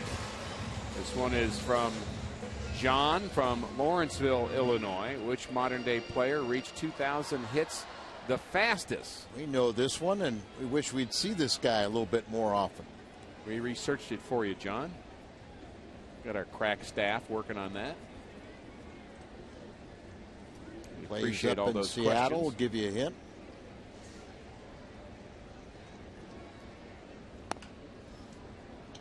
Ichiro. Remember when we played an exhibition game against Seattle, and Lupinella was the manager, and Ichiro didn't do much in spring training, was very heralded coming from Japan, and Lupinella was saying, hey, this guy, if he wants to hit home runs, he can hit home runs. He just got a magic wand, And he told Lou Piniella, he said, I'm just setting up pitchers in spring training. You know, I'm just really not swinging the bat very well, just kind of, you know, getting my work in, but I'm just setting up hitters. And once the regular season started, he went on a tear. You know, every year he'd get 200 hits, and he was the fastest, correct? Took him 1,402 games to get there. Beltran did it in 1,842 games. The 0-2 is low, and congratulations to Carlos Beltran. He's had a lot of milestones. The National League All-Star again, his 2,000th career hit. He's in that 300 club, stolen bases and home runs in his career. His RBI double yesterday extended a team streak to 8 straight RBI days, and that double was career double number 400. We might see him before this day is and through. he's got one more milestone we'd like to see him reach today. And that is he's one home run away from 200 in his National League home run. Infield in for Pittsburgh. David Freese at the plate. 2-2 the count. Bedard.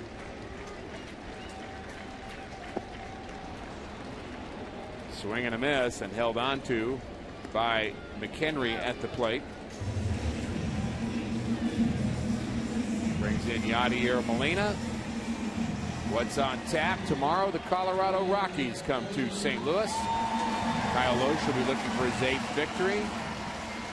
Josh Outman looking for his first victory.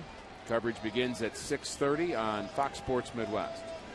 Potentially walk Yadier Molina. So Shane Robinson is going to have to. Fans like this or not?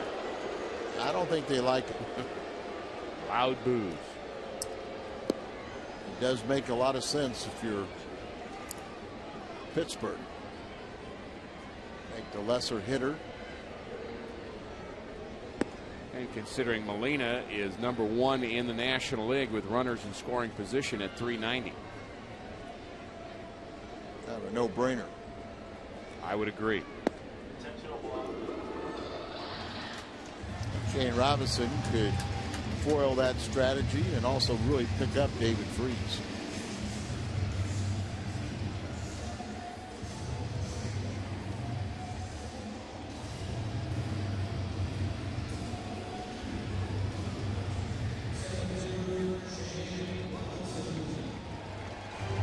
Robinson's 1 for 2.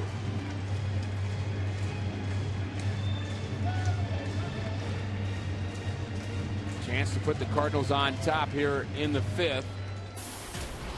Holiday, the runner, at 3rd. Molina at 1st.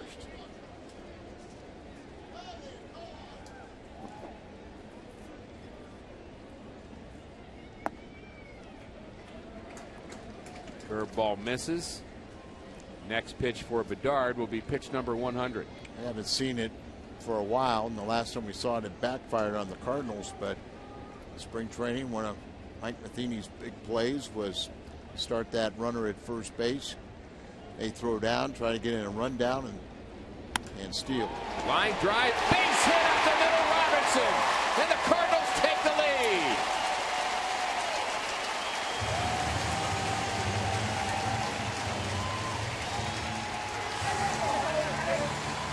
Manager's strategy is only as good as the execution of the players. And Shane Robinson just foiled.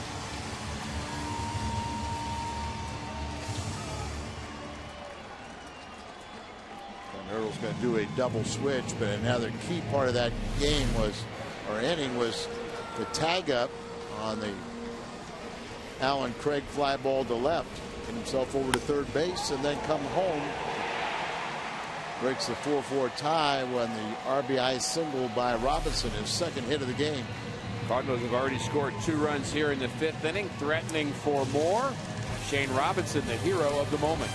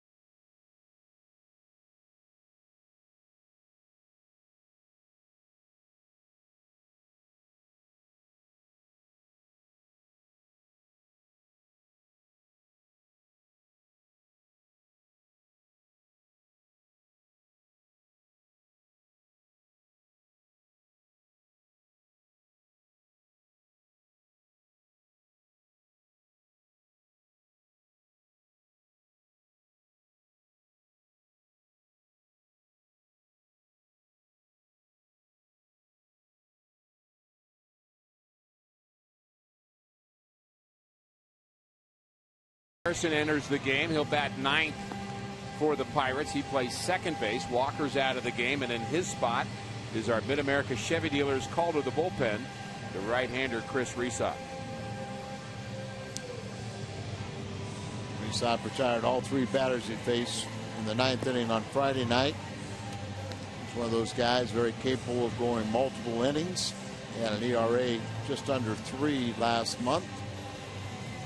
He's allowed just 1 run in his last 3 games, covering 5 innings. So Descalzo will pinch hit for Tyler Green. Tyler was 0 for 1 and a walk.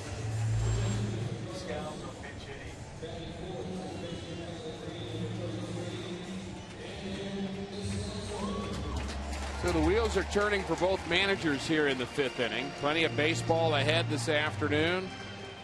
5-4 St. Louis. Descalzo batting for Tyler Green.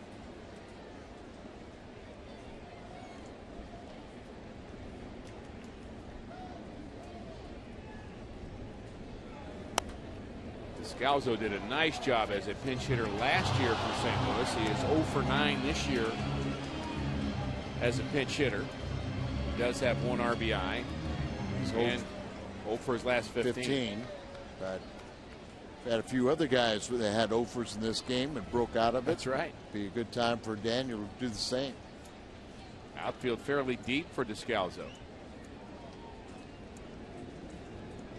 Molina, the runner at second. There's a line drive to center. Play is made by Presley. So a good at bat for Descalzo. A good inning for St. Louis. They pick up 2 and take the lead.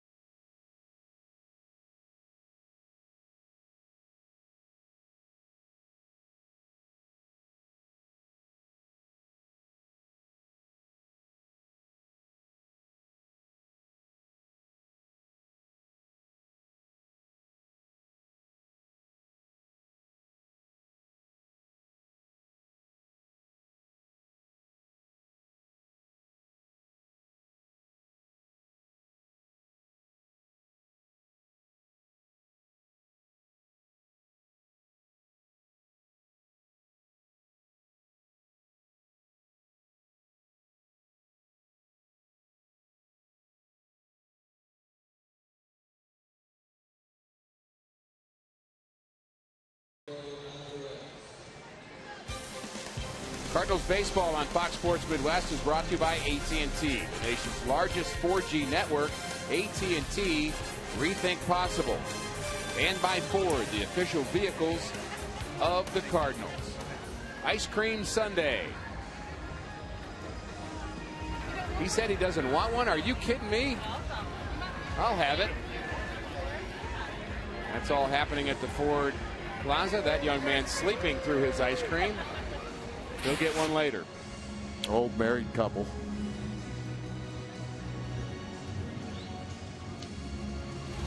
Jake Westbrook, new life. He allowed 4 hits. They all came, or 4 runs. They all came in the 4-hit 4th inning. Descalzo stays in the game, playing second.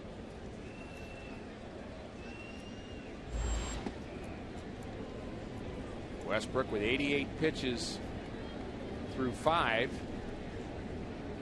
And you might guess this to be his last inning.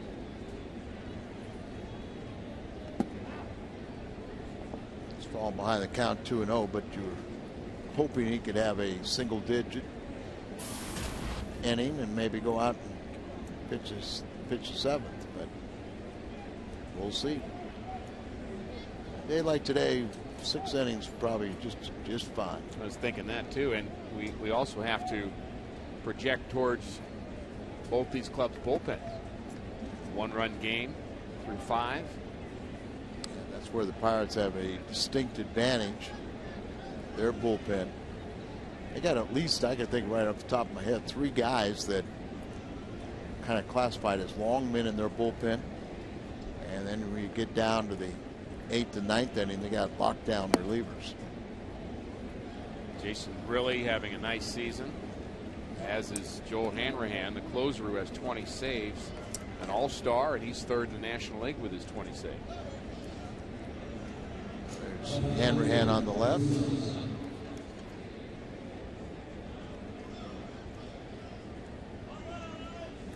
Doesn't appear to be too nervous yet. No, he's from Iowa. Ain't gonna worry about it too much. Leadoff walk to Alvarez. Now Drew Sutton. Strike on the corner. Good sinker at 89 from Westbrook. Marte warming up for the Cardinals, and boy, you hate to see a leadoff walk.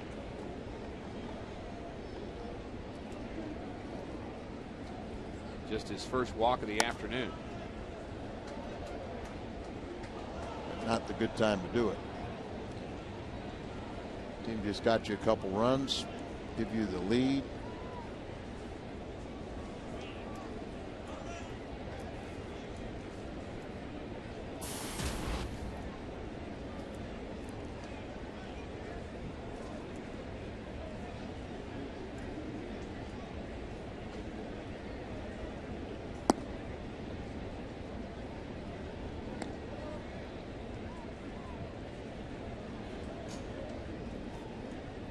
Mentioned yesterday, the Pirates 33-1 when they lead after 6 innings.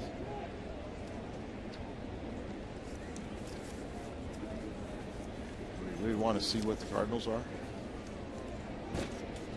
Not bad, but not that good.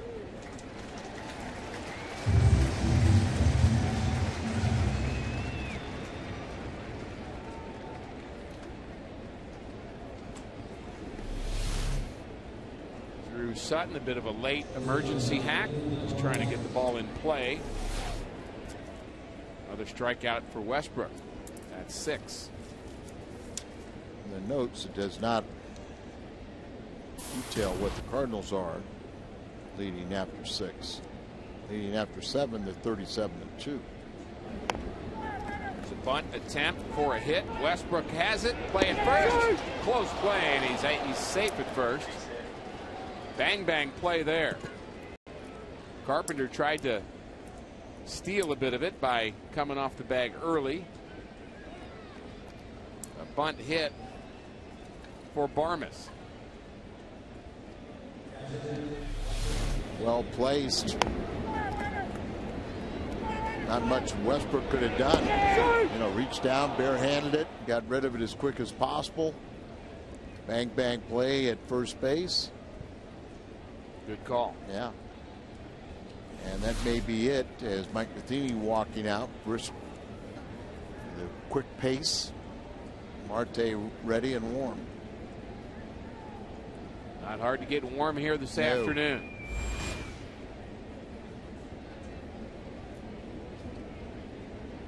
He's going to stick with him. How about that? I like it. You want this game? I'm going to give you a chance. And here's where all of our viewers, everybody here at the ballpark, every player here becomes a manager and has their own opinion about what Mike Matheny should do right here. How do you feel about him leaving him in? All I want him to do is dig down deep and make that good ground ball. Get out of the inning. So you're in favor of it? Yeah. Henry is really batting .247. He did hit the 3-run home run off of Westbrook, but he really has an uppercut swing. get the ball on the ground, you'd like to think you can get your two.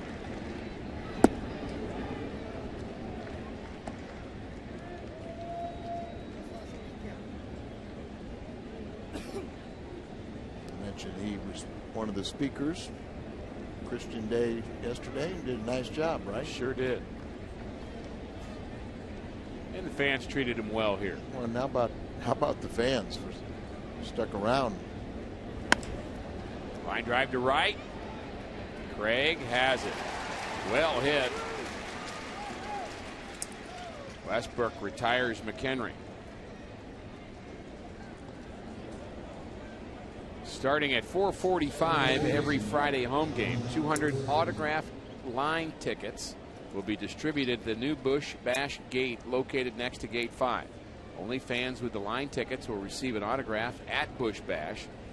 Lance Lynn will be signing on the 6th of July. All-Star Lance Lynn. Visit Cardinals.com/promotions for more details. So more conversation on the mound, and we have been told that Rafael Furcal really likes to know what's going on defensively with the pitcher to see what the signs are, how you're going to work him, because he likes to cheat a little bit. He has good range, but some of that range comes from the anticipation of whether or not it's a slider, fastball, changeup. Every now and then you'll get an infielder that caught moving the wrong way, but more times than not, that anticipation allows them to make great plays. Josh Harrison. It was part of the double switch when they brought in Resop.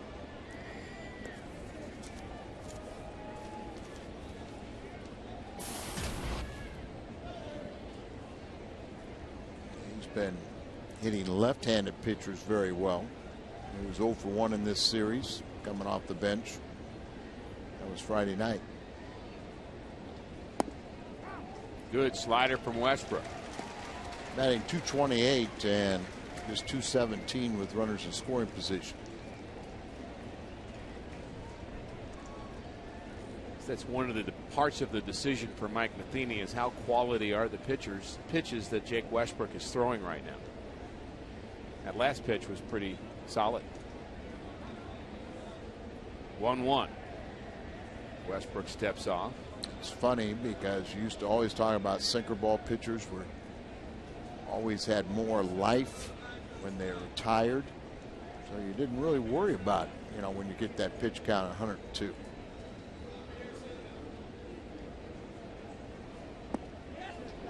Check swing, didn't go, says Darryl Cousins. Another slider there.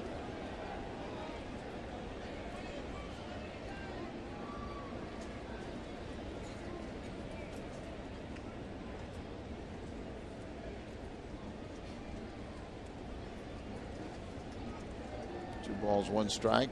Fastball in.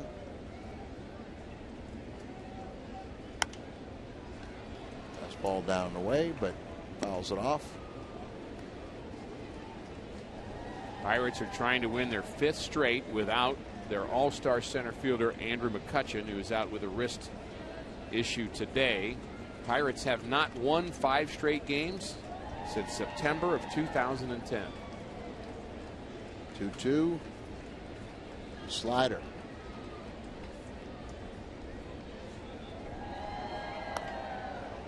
Ground ball to third. Freeze has it and throws out Harrison, who is hustling down the line. So Jake Westbrook rewards the manager and his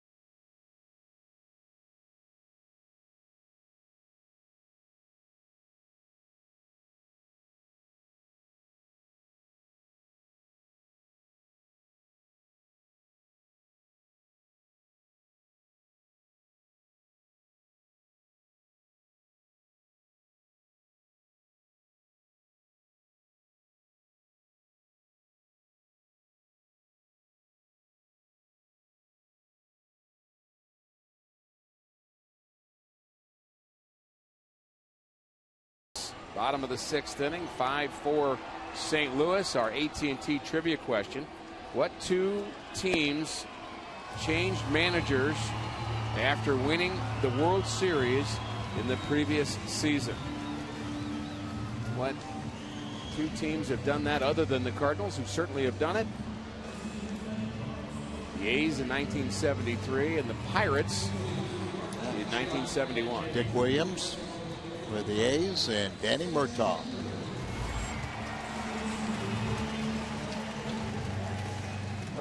Murtaugh was getting up in age and had a bad heart. Bill Verdon took over.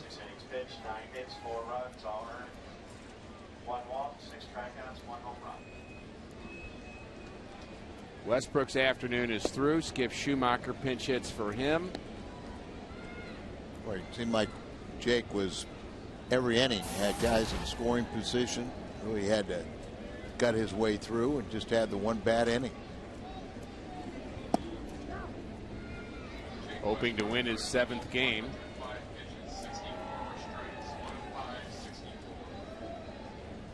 .105 pitches for Westbrook on the afternoon. 64 of them strikes in his 6 innings of work.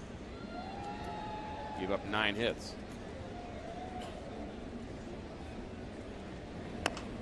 Ground ball to the right side. Harrison throws out Schumacher. Jake Westbrook, the best start by our Cardinal starter this weekend. Zepchinski will come in. And maybe we can change his luck and change the Cardinals' luck in the 7th inning. Find that shutdown reliever for the 7th. Pirates had 4 left-handers in their starting lineup, plus 2 switch hitters. All right-handers on their bench. So Zepchinski will be facing the top of the order in Presley, Tabata, and Jones.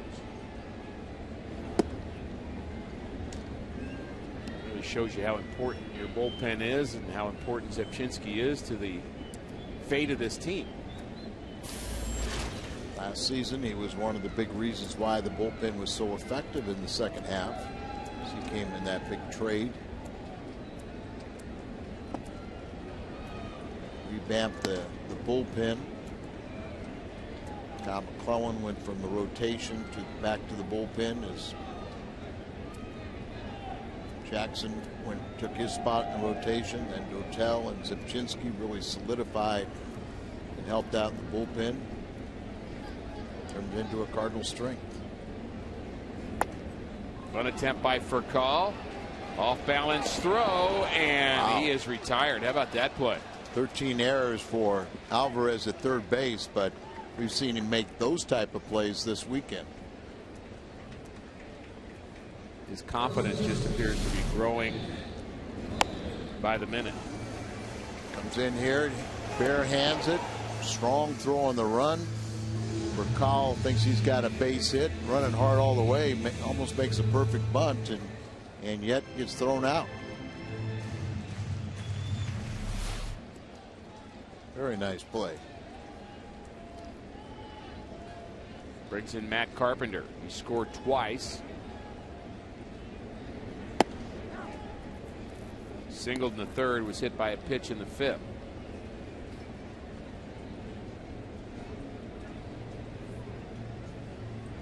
First time batting against a right-hander, Resop.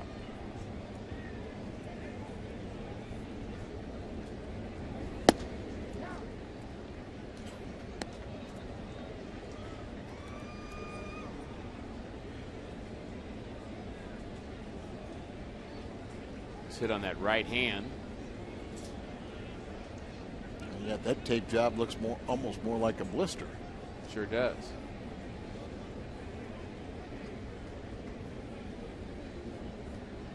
I wonder if it scraped his skin, and maybe they have it bandaged. Sure. Always worried when you get hit in the hand, you know, the small little bones. Mm-hmm.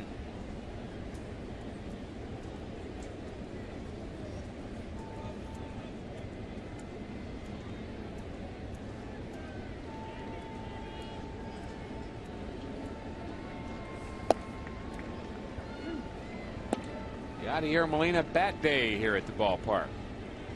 He homered in the second, first Cardinal run. Alan Craig, a 2-run shot in the third. Holiday and Robinson, the other RBIs. Cardinals maintaining that slim lead here in the sixth.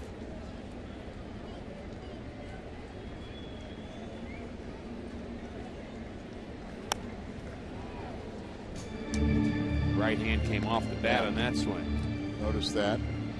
Get maybe a little Rosenberg. Well, the tape is probably a little slippery. Yeah. I mean, hard to say that, but the outside of the tape that's up against the bat might make that swing difficult, so he takes it off. That's better.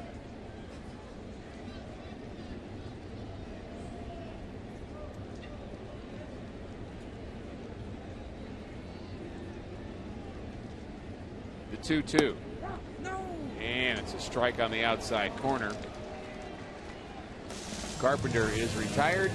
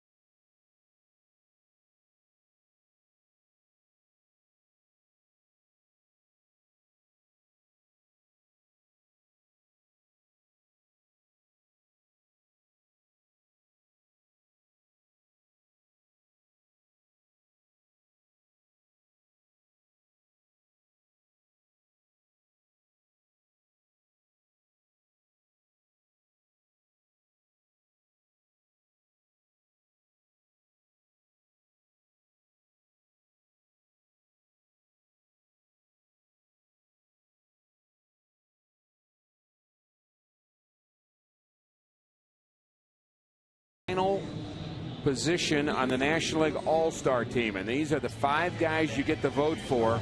I'm not going to tell you who to vote for, but it's the second guy, David Freese. Fan voting will end on Thursday at 5 o'clock on MLB.com. The All-Star game July 10th on Fox. Well, I won't tell you who to vote for other than David Freese, the guy wearing the STL. Michael Bourne, Bryce Harper, Aaron Hill, Chipper Jones. That'd be really very competent second-place finishers. They can all finish tied for second to David Freese. That's our Mid-America Chevy call to the bullpen. Zepchinski comes in, and he is due for a good outing. He's going to bat in the second spot as Skip Schumacher has stayed in the game. He'll play right field. And Alan Craig has moved from right to first base. 37 games out of the bullpen. He leads the Cardinals in appearances.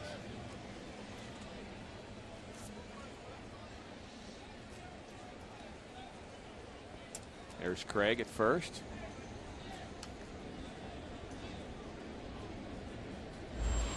See if Zepchinski can't get ahead in the count, and see if he can tighten up on that slider. It's a good start. Good fastball right down. There's the get ahead part. Now you want the tight slider. Perhaps you'll get that right here. 0-1. It's his bread and butter pitch, and it really has been betraying him this year. And like another fastball. Base hit to left.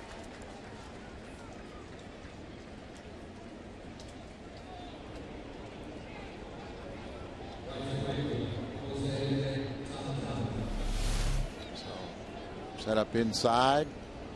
Ball up over the middle of the plate, hits it the opposite field. Several Pirates have very good numbers against left-handed pitchers.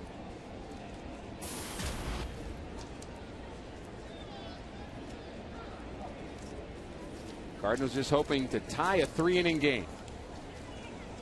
Well, you have to look at it as a reliever. 5-4 St. Louis. Pirates have out-hit the Cardinals 10-8.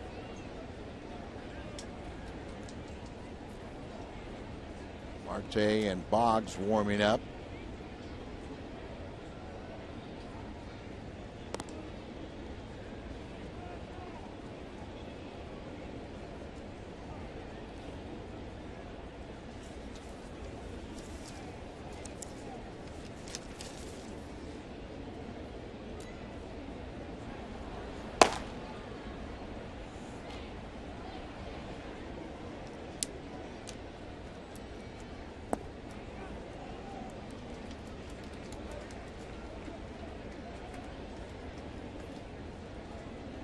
Base hit to the first batter that Zepchinski's faced. He's now retired just 21 of 38 first batters.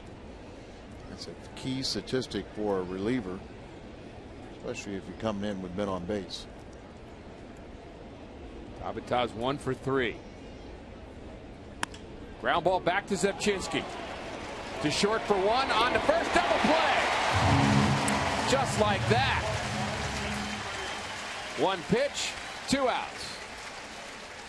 That's a little bit of that good luck that you need there.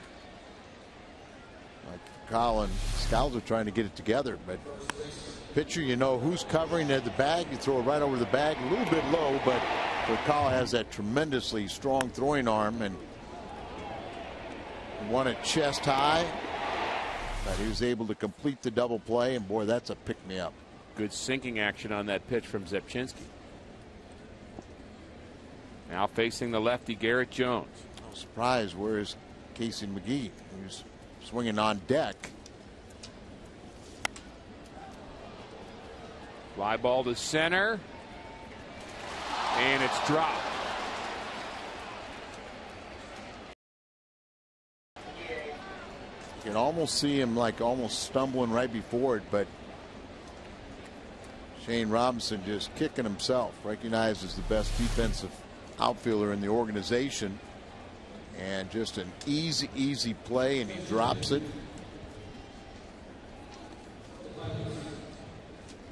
And that'll knock Zepchinski out of this game. So Garrett Jones had not had a hit against the left-hander, and he still doesn't in 24 plate appearances. The last one came against Zepchinski last year. Matheny goes to the pen again.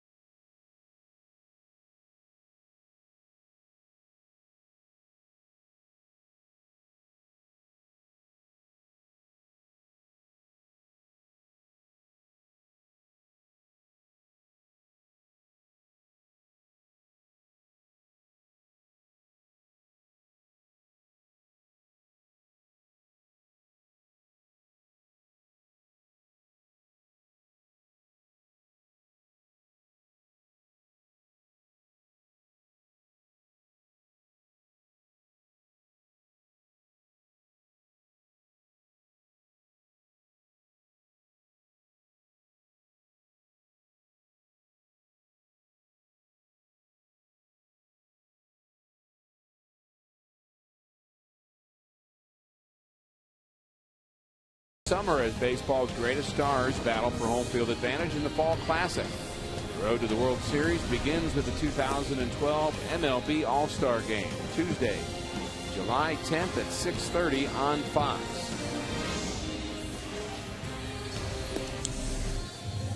Mitchell Boggs is reliever number 2 for Mike Matheny here this afternoon. He has been very, very good. The ERA at just 2.12.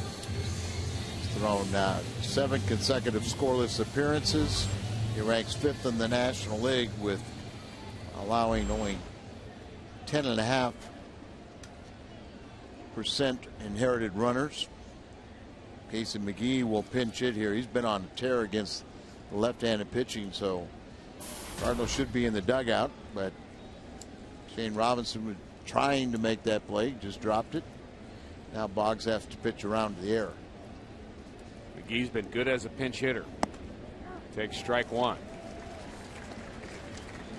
He's gone 11 for 28, a 393 average off the bench.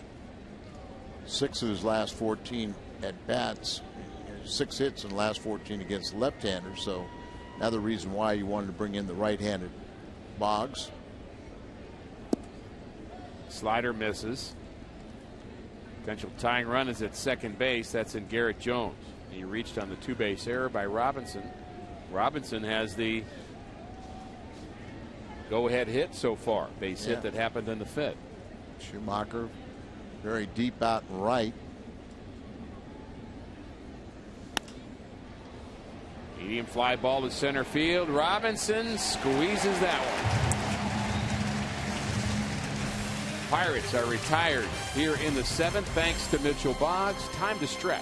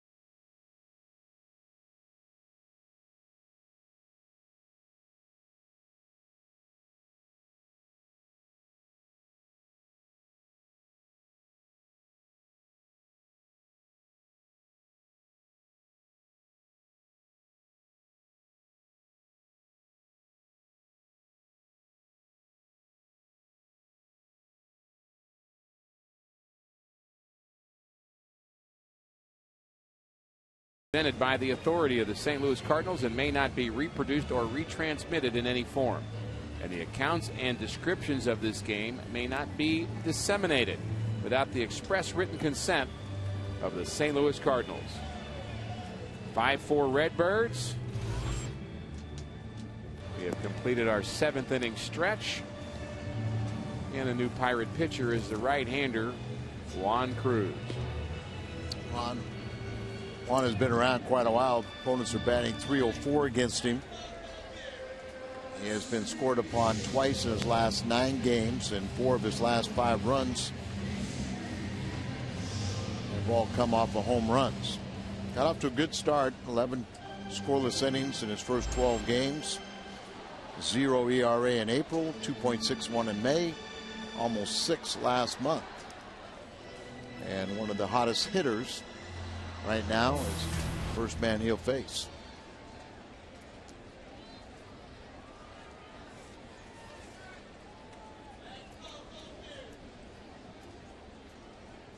That is 26 for his last 53.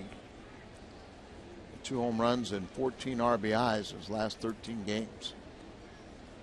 Pirates are his 7th big league team. Hard to imagine he was a non-roster invite. Last year with Tampa Bay, pitched in 56 games, was 5-0 and had an ERA under 4. And he's 6-1 since last season with the Pirates.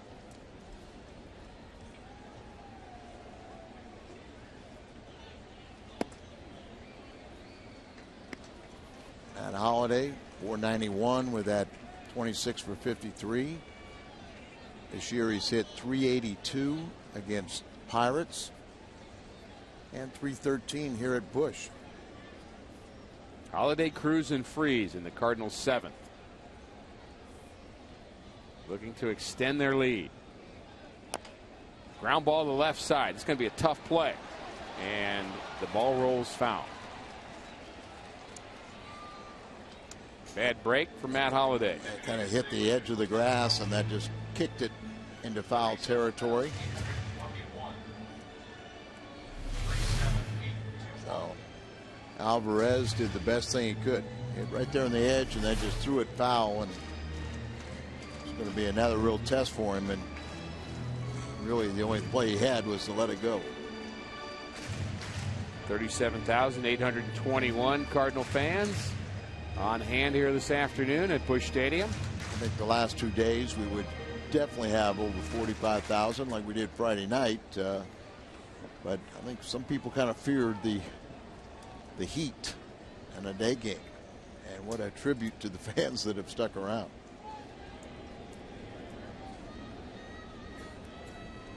Cardinals hoping to reward them with a victory here this afternoon. Fastball misses. Count evens at 2. And Hurdle was very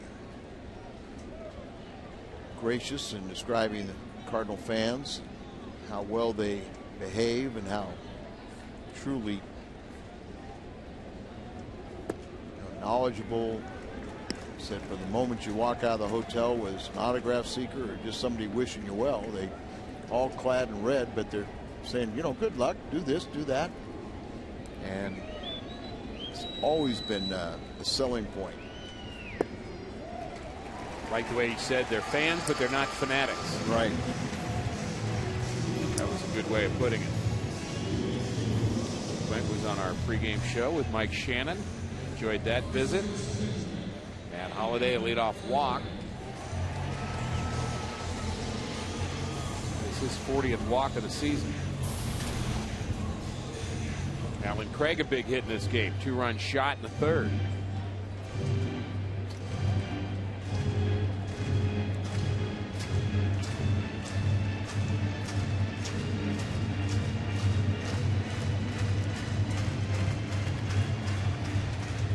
Also appreciated in our open for our telecast, the feature done by our good friend Jay Randolph about the 40th anniversary of the death of Roberto Clemente, that piece, and how much that has been a part of Carlos Beltran's life and his development. I thought that was very well done as well. I never get tired of hearing the distinct voice of Mr. Randolph. Beltran still one of those bullets that Mike Matheny has at his disposal here this afternoon.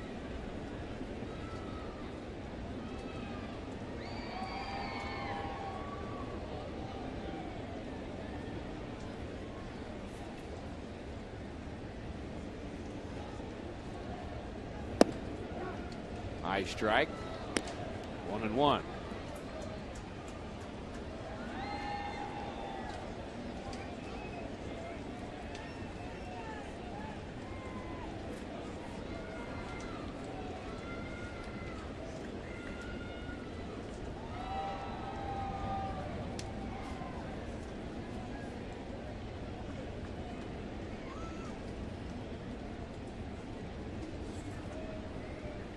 Cincinnati underway at San Francisco. They're in the bottom of the 2nd, no score.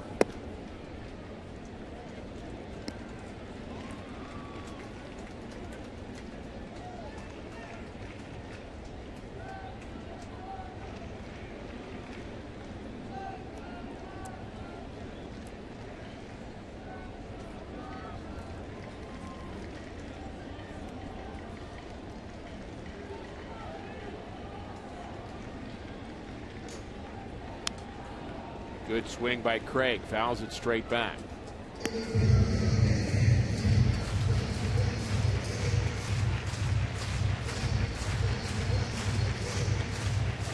Alan Craig just really has made a lot of pitchers pay.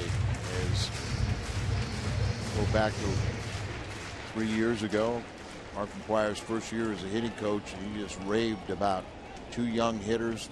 Couldn't wait to see them develop. And Freeze and Craig. We know the names now.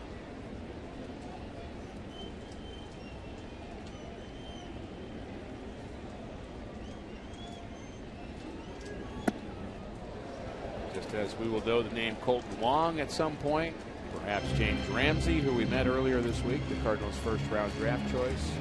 Oscar Taveras is the MVP in the Texas League All-Star game. He and Wong will both be playing in the Futures game. And Matt Adams, we've seen some of, and we like what we saw. He'll be a fixture at some point. Full count to Craig. Holiday, the runner at first. There he goes. That is a long foul ball.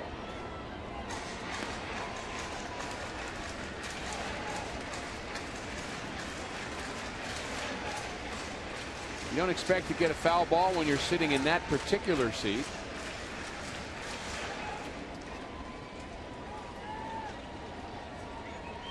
Not quite Mike Waga. Right. I was surprised it was the guy that picked that ball up outside the stadium. Yeah, Mike Waga, the only player to hit a home run completely out of Old Busch Stadium. My understanding is Mike Shannon has that ball up at his restaurant. So whoever got that ball must have given it to Mike. Or back then they didn't authenticate things, so you've no way of really proving it. So you're saying Mike just put a ball up in his restaurant? Is that what you're saying? I'm sure he was told that it was the ball, but how do you prove it? That's a good point. You're going to go pay big money for that ball and just assume that it was it? But Mike Waga hit one completely out of Old Busch Stadium. It was a left-handed power hitter and hit it right over the Cardinal dugout and over and out of the stadium.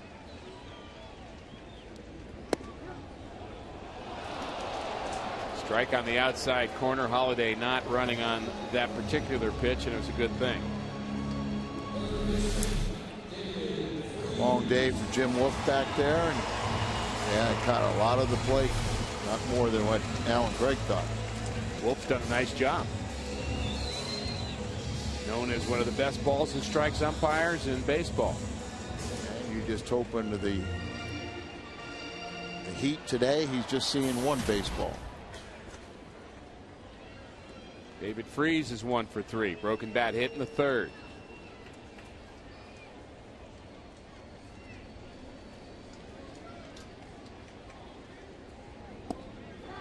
Good curveball from Cruz. So as you think forward in the Cardinal bullpen, Mitchell Boggs got the last out in the 7th. You've got Boggs to go out again, and then of course you have Jason Mott. Where do you go from here if you're Mike Matheny? Right there. Boggs in the 8th. Mott to finish it up in the 9th. And that's why, with all the problems the Cardinals have had with their bullpen, it's really not that bad in the sense that they feel very comfortable with lockdown 8th inning by Mitchell Boggs, and then the same with the save opportunity for Jason Mott. It's just really bridging the gap from starter to the 8th inning. Been the problem.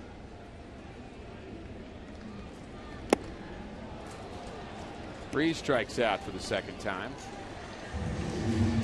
Now Yadier Molina.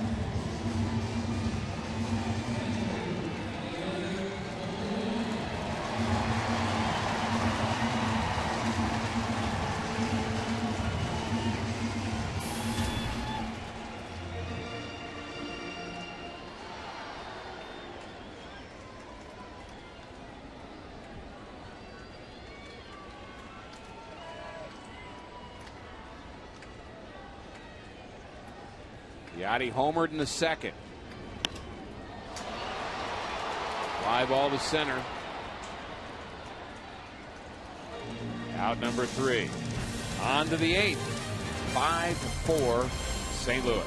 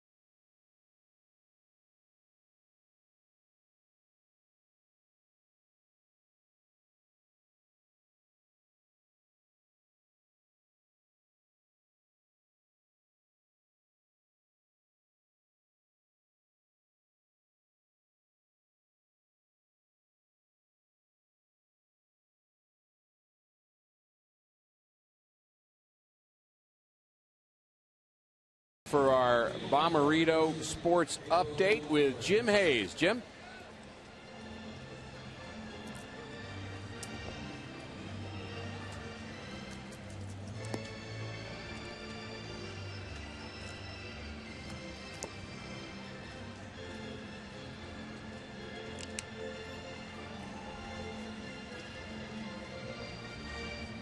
Thanks, Jim. Appreciate that update on a former Cardinal.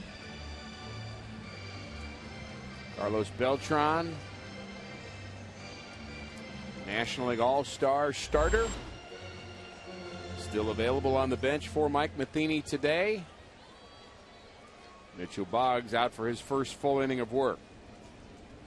Retired Casey McGee to end the 7th. Now he has Alvarez, who has been, well, let's just say he's been rough on the Cardinals. 15 RBIs. How rough is that? Yeah, just 44 on the season and 15 off the Cardinals. Had 3 hits in this series and 8 RBIs.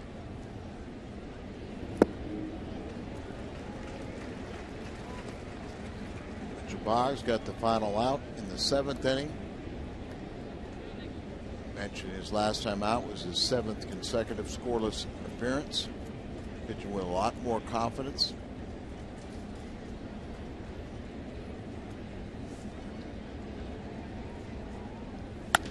Ground ball up the middle on an 0-2 pitch.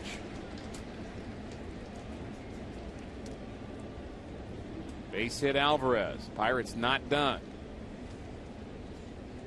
Final vote for the American League All-Star team, and these are the 5 that you get to vote for. Interesting that Darvish was not selected. You'd think he would get some votes. Voting at MLB.com ends on Thursday at 5 o'clock. And a reminder, in case you've missed it, the All-Star game is July 10th on Fox.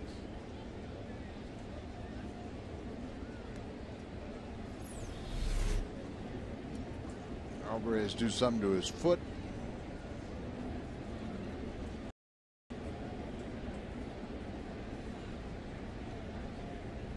Maybe a cramp is what, hot day like this, trying to shake it out, stretch it out.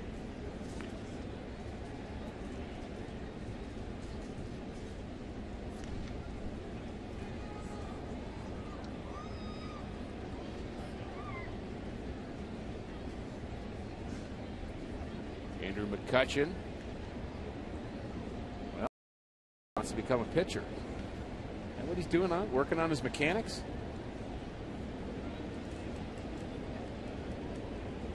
all start talking to Juan Cruz.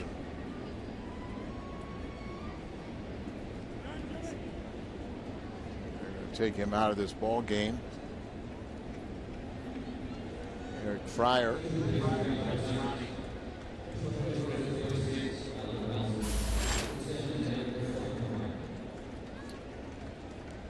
And as warm as it is, that little sprint, and he's ready. So we're just guessing on Alvarez, maybe a cramp in his foot. Lead-off base hit for him in the 8th inning. Fryer now the runner. And Sutton the batter.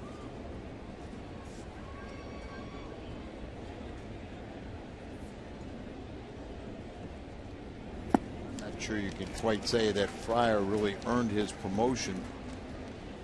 He was selected Tuesday from Indianapolis, the pinch runner at first, where he hit 167.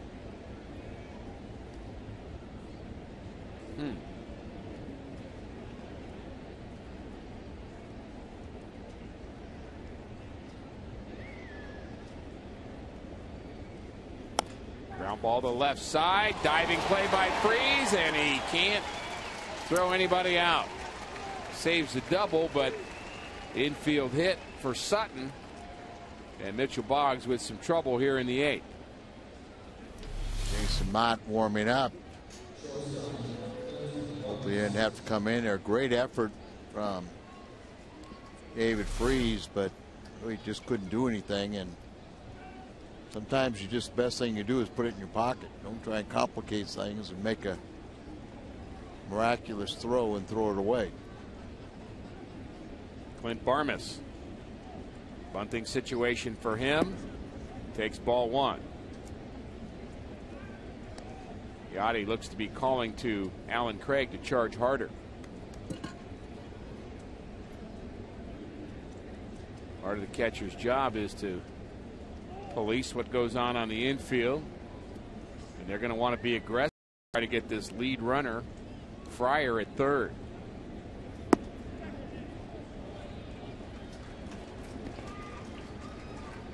Whether bunting is easy or hard is up for debate, but one of the guys that would be harder to bunt against is Mitchell Boggs with the movement that he has. I will agree with that.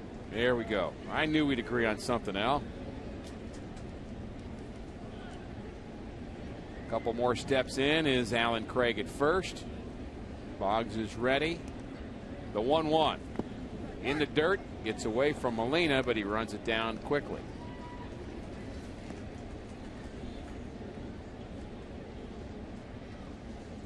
Talked about Mitchell Boggs falling behind, but you could talk about how you elevate the ball, and Fryer out there in no man's land.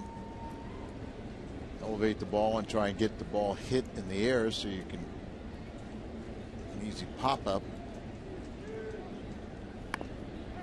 Bunt is back to Mitchell Boggs. He thinks about third, but gets the batter Barmas at first. He knew he had enough time to at least look because Barmas almost fell down at the plate, and he made the wise choice.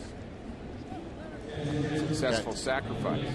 Got to get one the way it turned out, and here you see that ball running in on him. Did get it up, but nice job to get the bunt down. He could have thrown to third base either way, and still they would have gotten the out at first base if you didn't get the. So he does check it, and then he goes to. You have to get one, goes to first. Left-handed pitcher probably goes to third. Sure. There. He's seeing that. So he feels that. He kind of sees with peripheral vision. He sees the ball to play at third base a lot easier than a right-hander.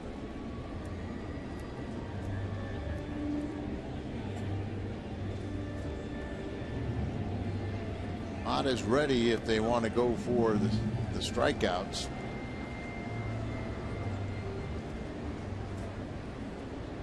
Those catch-22s, you got confidence in both Mason Mott and Boggs, but if you use both of them here and they tie up the game, then you're getting all of a sudden then you lose your two big weapons in the pen that you have the most confidence in. Recall backing up at shortstop. Now coming back in, and the slider is strike one. Important batter here. Michael McHenry batting in the 8th. Potential tying run is at third. Potential go-ahead run at second base. McHenry hit a home run earlier. Mitchell Boggs. At times a strikeout pitcher. He needs one here. The 0-1 is popped up. Craig sees it and has it. Big pitch by Mitchell Boggs. Once again, you really can't strike anybody out until you get 2 strikes. So what your mission is a pop-up. You get 2 strikes, then you go for the strikeout. So Mitchell Boggs gets his second big out. And we talked a little bit about McHenry with that uppercut swing. That works to the Cardinals' favor, and not happy with himself right there, not coming through. And now it looks like we will have a double switch and bring in Mott.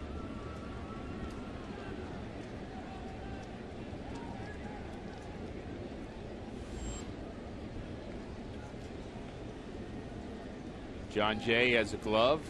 He has just exited the Cardinal dugout.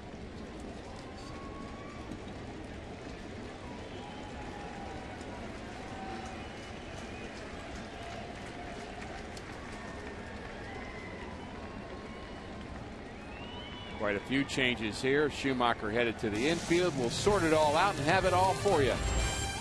We know Mott's coming in.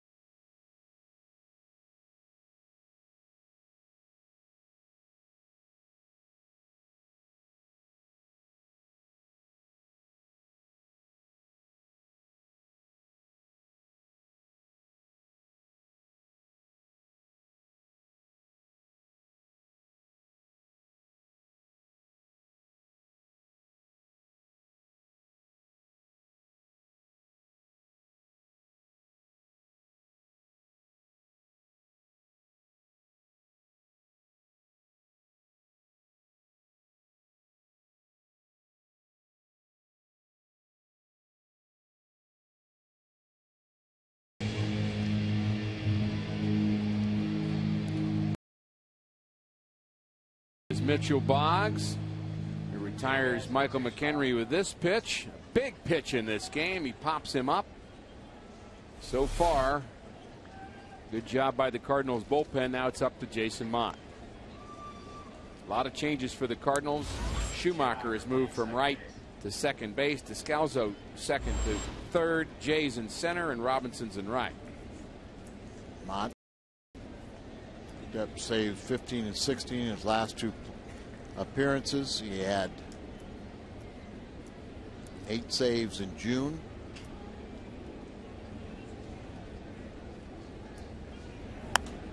First pitch is fouled back. Interesting decision for Mike Matheny to go to Jason Mott here in the 8th inning. Mitchell Boggs gotten that big out. A lot of factors both ways for him to determine whether or not you went to Boggs in the 8th or saved him for the 9th.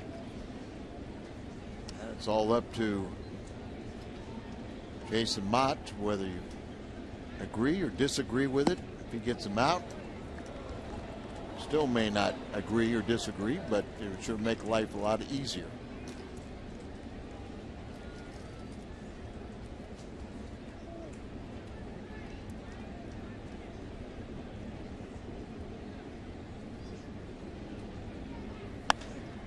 Popped up. For call, can't see it. Here comes Jay. Good thing he saw it. Wow, that could have been trouble. Furcal never saw the baseball. Mott does his job.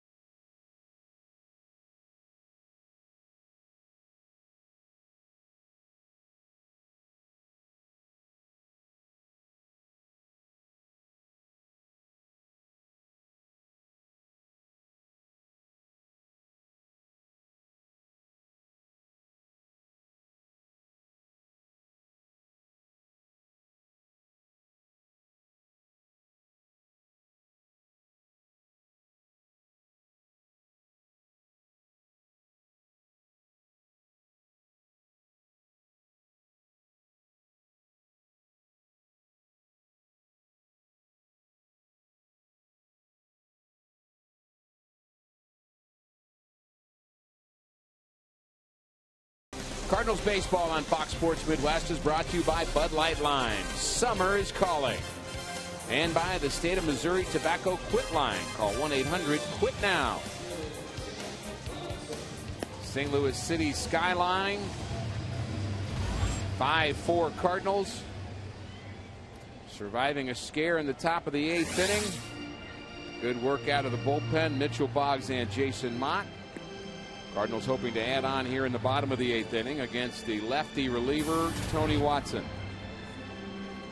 A lot of changes for the Pirates. Fryer stays in the game, play third base. Harrison moves from left field. Harrison moves from second to third. Sutton moves from left to second. Both teams, I think, being very interchangeable here in the last couple of innings. You really have to have a few gloves with you, don't you? Outfield gloves different than an infield gloves? Oh, you really do, Rick. And now with the norm of carrying 12 or 13 pitchers, you have short bench, so you have to have versatility. Infielder's gloves a little shorter. Outfielder's glove has bigger webbing. First baseman's glove, of course, is different.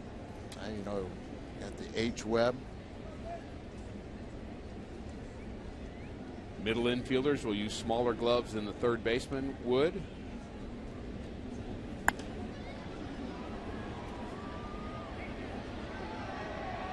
Just more business for Rawlings. One out, the Cardinals 8th. We're hoping that things get serious here this afternoon, because if the Cardinals score 6, any size drink is just 50 cents all day tomorrow. That's your nearest on the run at Mobile. This year, 6 is a serious number. Just 50 cents on the run at Mobile. Nice cool drink tomorrow. The Cardinals can get just one more. Bunt attempt off the foot of Descalzo. While you're still in the batter's box.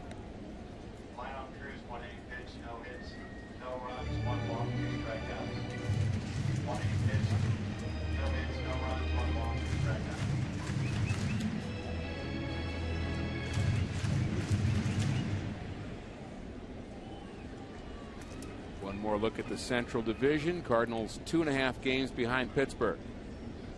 Hoping to avoid a sweep here this afternoon. 3 outs away from doing so.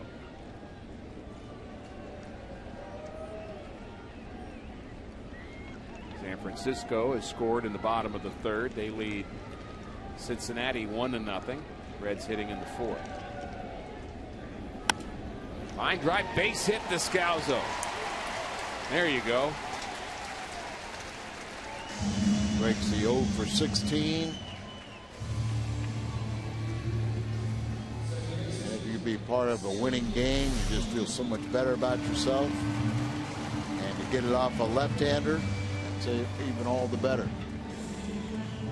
Down and in, the hands inside the ball, and a little line drive over shortstop. 9th hit for the Cardinals.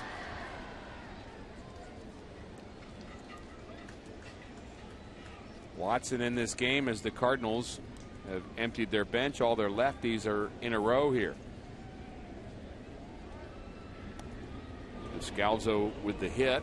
Schumacher at the plate. Then it'll be Furcal and then John Jay. Now in center field. He's batting in the second spot.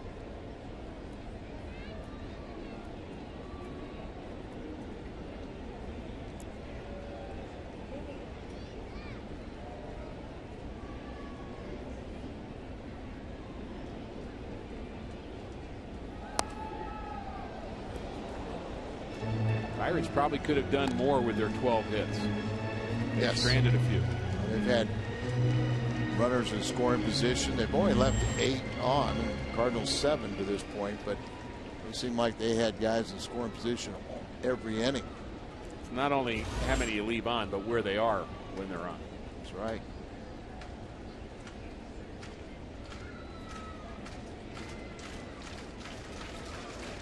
Westbrook had a lot of stressful innings because stranded quite a few of those guys. The Pirates have only scored in 1 inning, their 4-run 4th inning.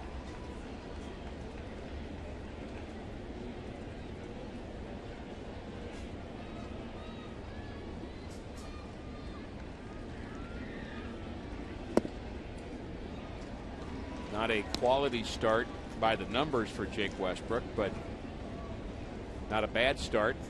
He'd get through 6 innings. And that 4-run 4th, and it is in line for the victory. Right, you bet. Not only did he keep his team in the game and allow them a chance to win it, you know, he himself has a chance to win the game.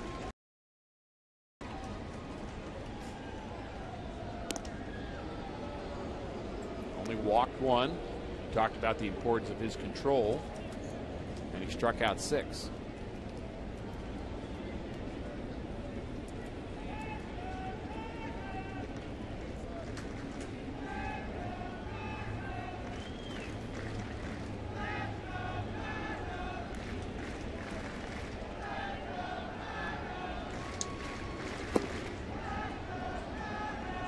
Schumacher waves at a slider.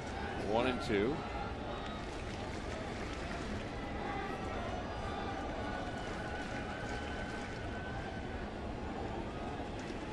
Ball 2 strikes, so he's head in the count. Slider would be hard to not throw it again, and that's what they call.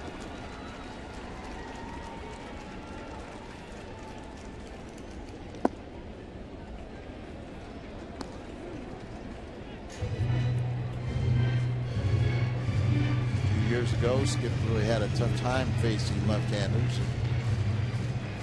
He's gotten better at it with more experience. And just have to almost try to think up the middle, take this slider. Once the slider is going to probably down and away, so try to take it to the left. Like that. Front shoulder flying open is so important to avoid as a pitcher, and the same thing as a hitter.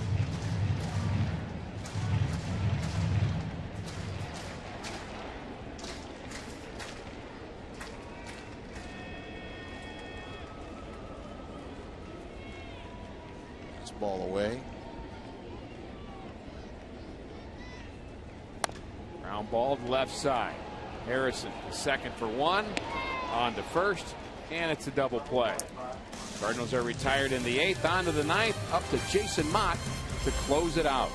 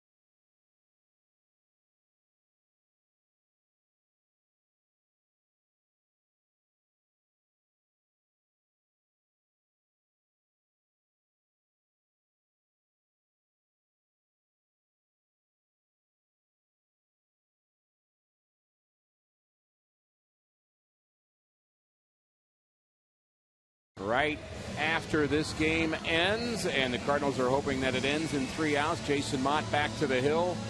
They lead 5-4 over Pittsburgh. Pirates have won 4 straight games, 7 of their last 10. And Jason Mott trying to change that a bit. Mott retired Josh Harrison to end the 8th.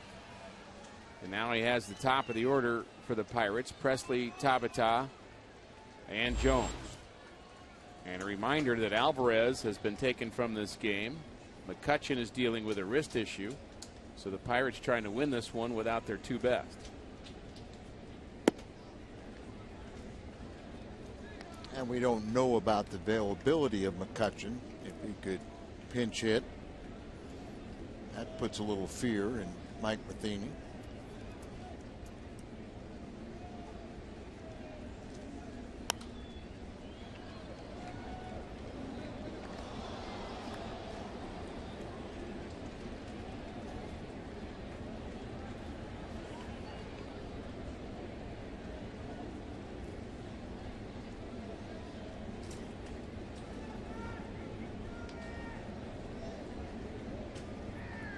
Presley's had a couple of hits. Pesky hitter. Ground ball. Foul. You definitely want to keep his speed off the base paths.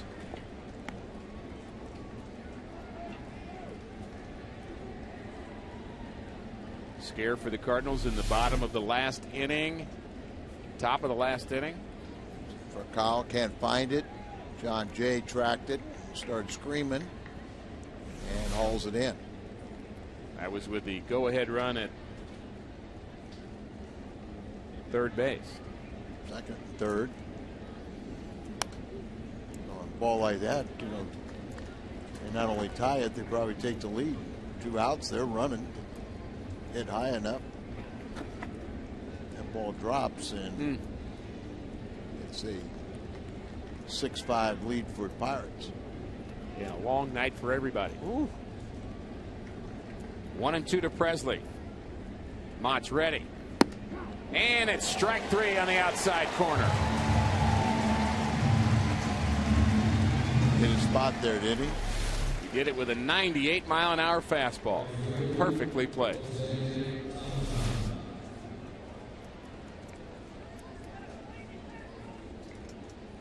One down in the Pirate ninth.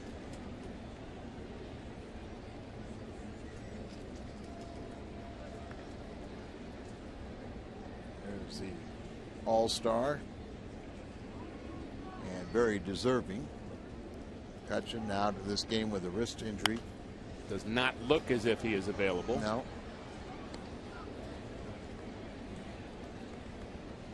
He was told that, you know, he was going to play today, and he goes, we'll see about that. But his manager won out. And you like that. Ground ball to short. Verkal backs up, then charges it. Throws out Tabata. Alan Craig is our Budweiser player of the game.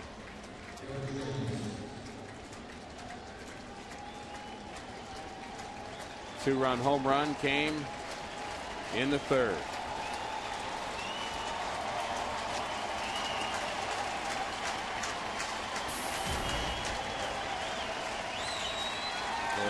Jones has 10 home runs, and do not want to make a mistake to him. Strike one. A little blemish on Mott this year as he has allowed, I think, 4 home runs.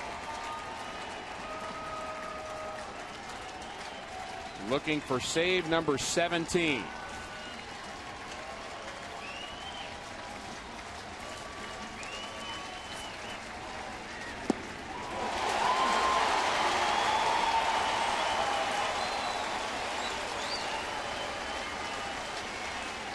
Two.